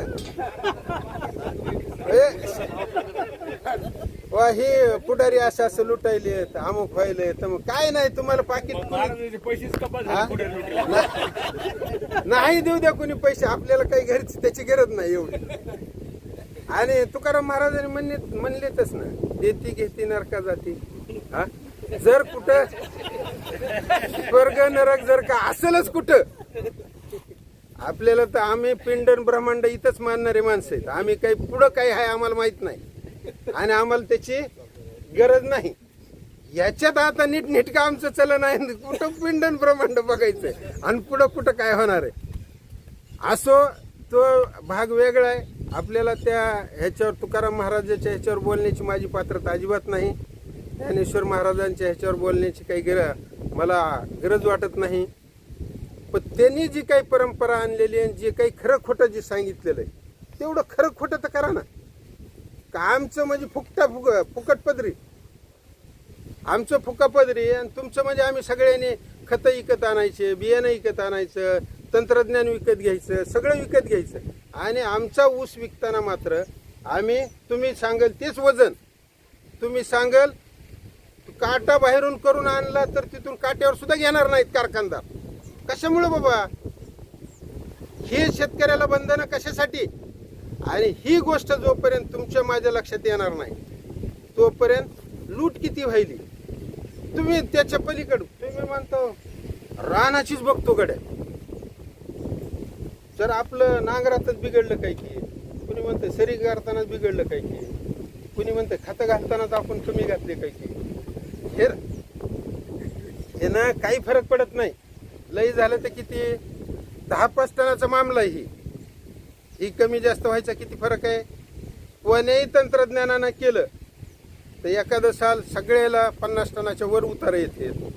एखादं साल असं लागतंय की कुणी कसा बी ऊस लावला, या तंत्रानं लावू, नाही तर सरी वरंब्यानं लावू, नाही तर अजून कोणत्या तंत्रानं जरी लावला तरी लई फरक पडत नाही. सरसगट 20-25च येते, किंवा 60-65 येते. तर ह्याच्यामध्ये तंत्रज्ञानाच्या ह्याच्यामुळं किरकोळ सवयीचा फरक पडत असते, लई फरक पडत नाही. 265 जर का पश्चिम महाराष्ट्रामध्ये आपण, मला वाटतं 7-8 वर्ष झालं सांगून त्यांच्या रानात आलेलं 90 टन ऊस काढलेलं, ते 8-10 वर्ष होऊन गेलं आणि ते कायमच ते 80 टनाच्या वरच आहे. आहे का नाही? रांदीनेच बेना दिसतात. आता ते रांदीवालेच म्हणाले महिन्यानंतर नंतरच सांगितलं की लावायचं नाही म्हणून. हा, या महिन्यात दिलं, दुसऱ्या महिन्यात सांगितलं अजिबात लावायचं नाही. बेना दिलं आणि लगेच सांगते. तर असं जर का ह्या पद्धतीनं चलत असेल तर आता पुढच्या काळामध्ये आपल्याला ह्या सगळ्या गोष्टीचा विचार करावा लागेल. मला वाटतंय की बऱ्यापैकी मला जेवढं समजत आहे तेवढ्या भाषेत मी शेतकऱ्यांनी काय करा, म्हणजे लुबडतेत का नाही कारखानदार आणि सरकार लुबडतंय. म्हणजे शरद पवारांनी जी कायदा केलेला आहे त्याच्यानंतर अजून काही नवीन कायदा आलेला नाही. आता एक नवीन बिल येणार होतं, 1966चा कायदा बदलण्यासाठी नवीन बिल आणण्याचा ह्या सरकारनं प्रयत्न केला होता. परंतु शेतकरी संघटनेबरोबर आपले साखर आयुक्त डॉक्टर संजय कोलते आणि रघुनाथदादा पाटील आम्ही सगळे बैठकीला होतो. त्या बैठकीमध्ये जी काही आम्ही मांडणी केली त्याच्यानंतर हे पूर्ण मसुदा त्यांनी परत घेतलेला आहे केंद्र सरकारने. आणि येणाऱ्या काळामध्ये ऊसातच संघर्ष होईल असं नाही, तर जोपर्यंत शेतीमालावरची निर्यात बंदी हटवली जाणार नाही आणि जगाच्या बाजारामध्ये आपला माल जाणार नाही. केवळ शेती उत्पादनाचंच तंत्र बदलून चालणार नाही, तर जगाच्या बाजारामध्ये शेतीमाल जाणं गरजेचं आहे. आणि ज्या दिवशी हे बंधनं काढली जातील सगळी, त्यावेळेस जसं पाऊस पडताना मधात समुद्र यायलाय का, सपाट जमीन यायली का, डोंगर दऱ्या यायल्या, असं बघत नाही. सरसगट सगळ्या भूभागावर पाऊस पडतो. भूभागावर पाणी पडल्याच्या नंतर पाणी पहिल्यांदा ओहळ तयार होतो, छोटेसे ओहळ तयार होते. त्याचं पुढं नाल्याला आल्याच्या नंतर मोठा प्रवाह होतो. तिथून पुढं नदीला आल्याच्या नंतर विस्तीर्ण त्याचं स्वरूप होत आहे. आणि ह्या नद्या शेकडो मैल अंतर कापल्याच्या नंतर समुद्राला जातात. आणि तिथं जसं समुद्र एका पातळीवर येते. आज एवढ्या सगळ्या एल निनोच्या वगैरे सगळ्या चर्चा चालू आहेत, पण समुद्राचं पाणी 1 सेंटीमीटरनं तरी कमी झालंय का बापू? का आलंय देशमुख साहेब तुमच्या ऐकण्यात आतापर्यंतच्या एवढ्या आयुष्यात? जोपर्यंत समुद्राची पाण्याची उंची कमी जास्त होणार नाही, तोपर्यंत पाणी कमी आणि जास्त आहे असा वाद घालायचं काही कारण नाही. फक्त जर का इथं पाऊस पडला नसेल, पण ज्यावेळेस का लातूरला आपण रेल्वेनं पाणी आणलेलं आपल्याला माहिती आहे का नाही, पाणी जिथं आहे तिथून पाणी आणायला सगळं जर का जगभरातले कारखानदार वेगवेगळे उत्पादनं काढून जगामध्ये विकत असतील, शस्त्रास्त्र असो, तेल कुठं निघत आहे, डिझेल, पेट्रोल, गॅस तिकडे इराणच्या ते होर्मुझ खाडीतून इकडे येते, तर आपला शेतीमाल इथून अमेरिकेला का जात नाही, इथून युरोप खंडामध्ये का जात नाही, इथून चीनला का जात नाही, जपानला का जात नाही, या संबंधीचं का जात नाही याच्याबद्दल जर का पुढं कधी जर का योग आला तर त्याच्यावरही आपण सविस्तरपणे चर्चा करू. आज या निमित्तानं करपे कुटुंबियाचं अभिनंदन करतो आणि मी माझं भाषण संपलं असं जाहीर करतो.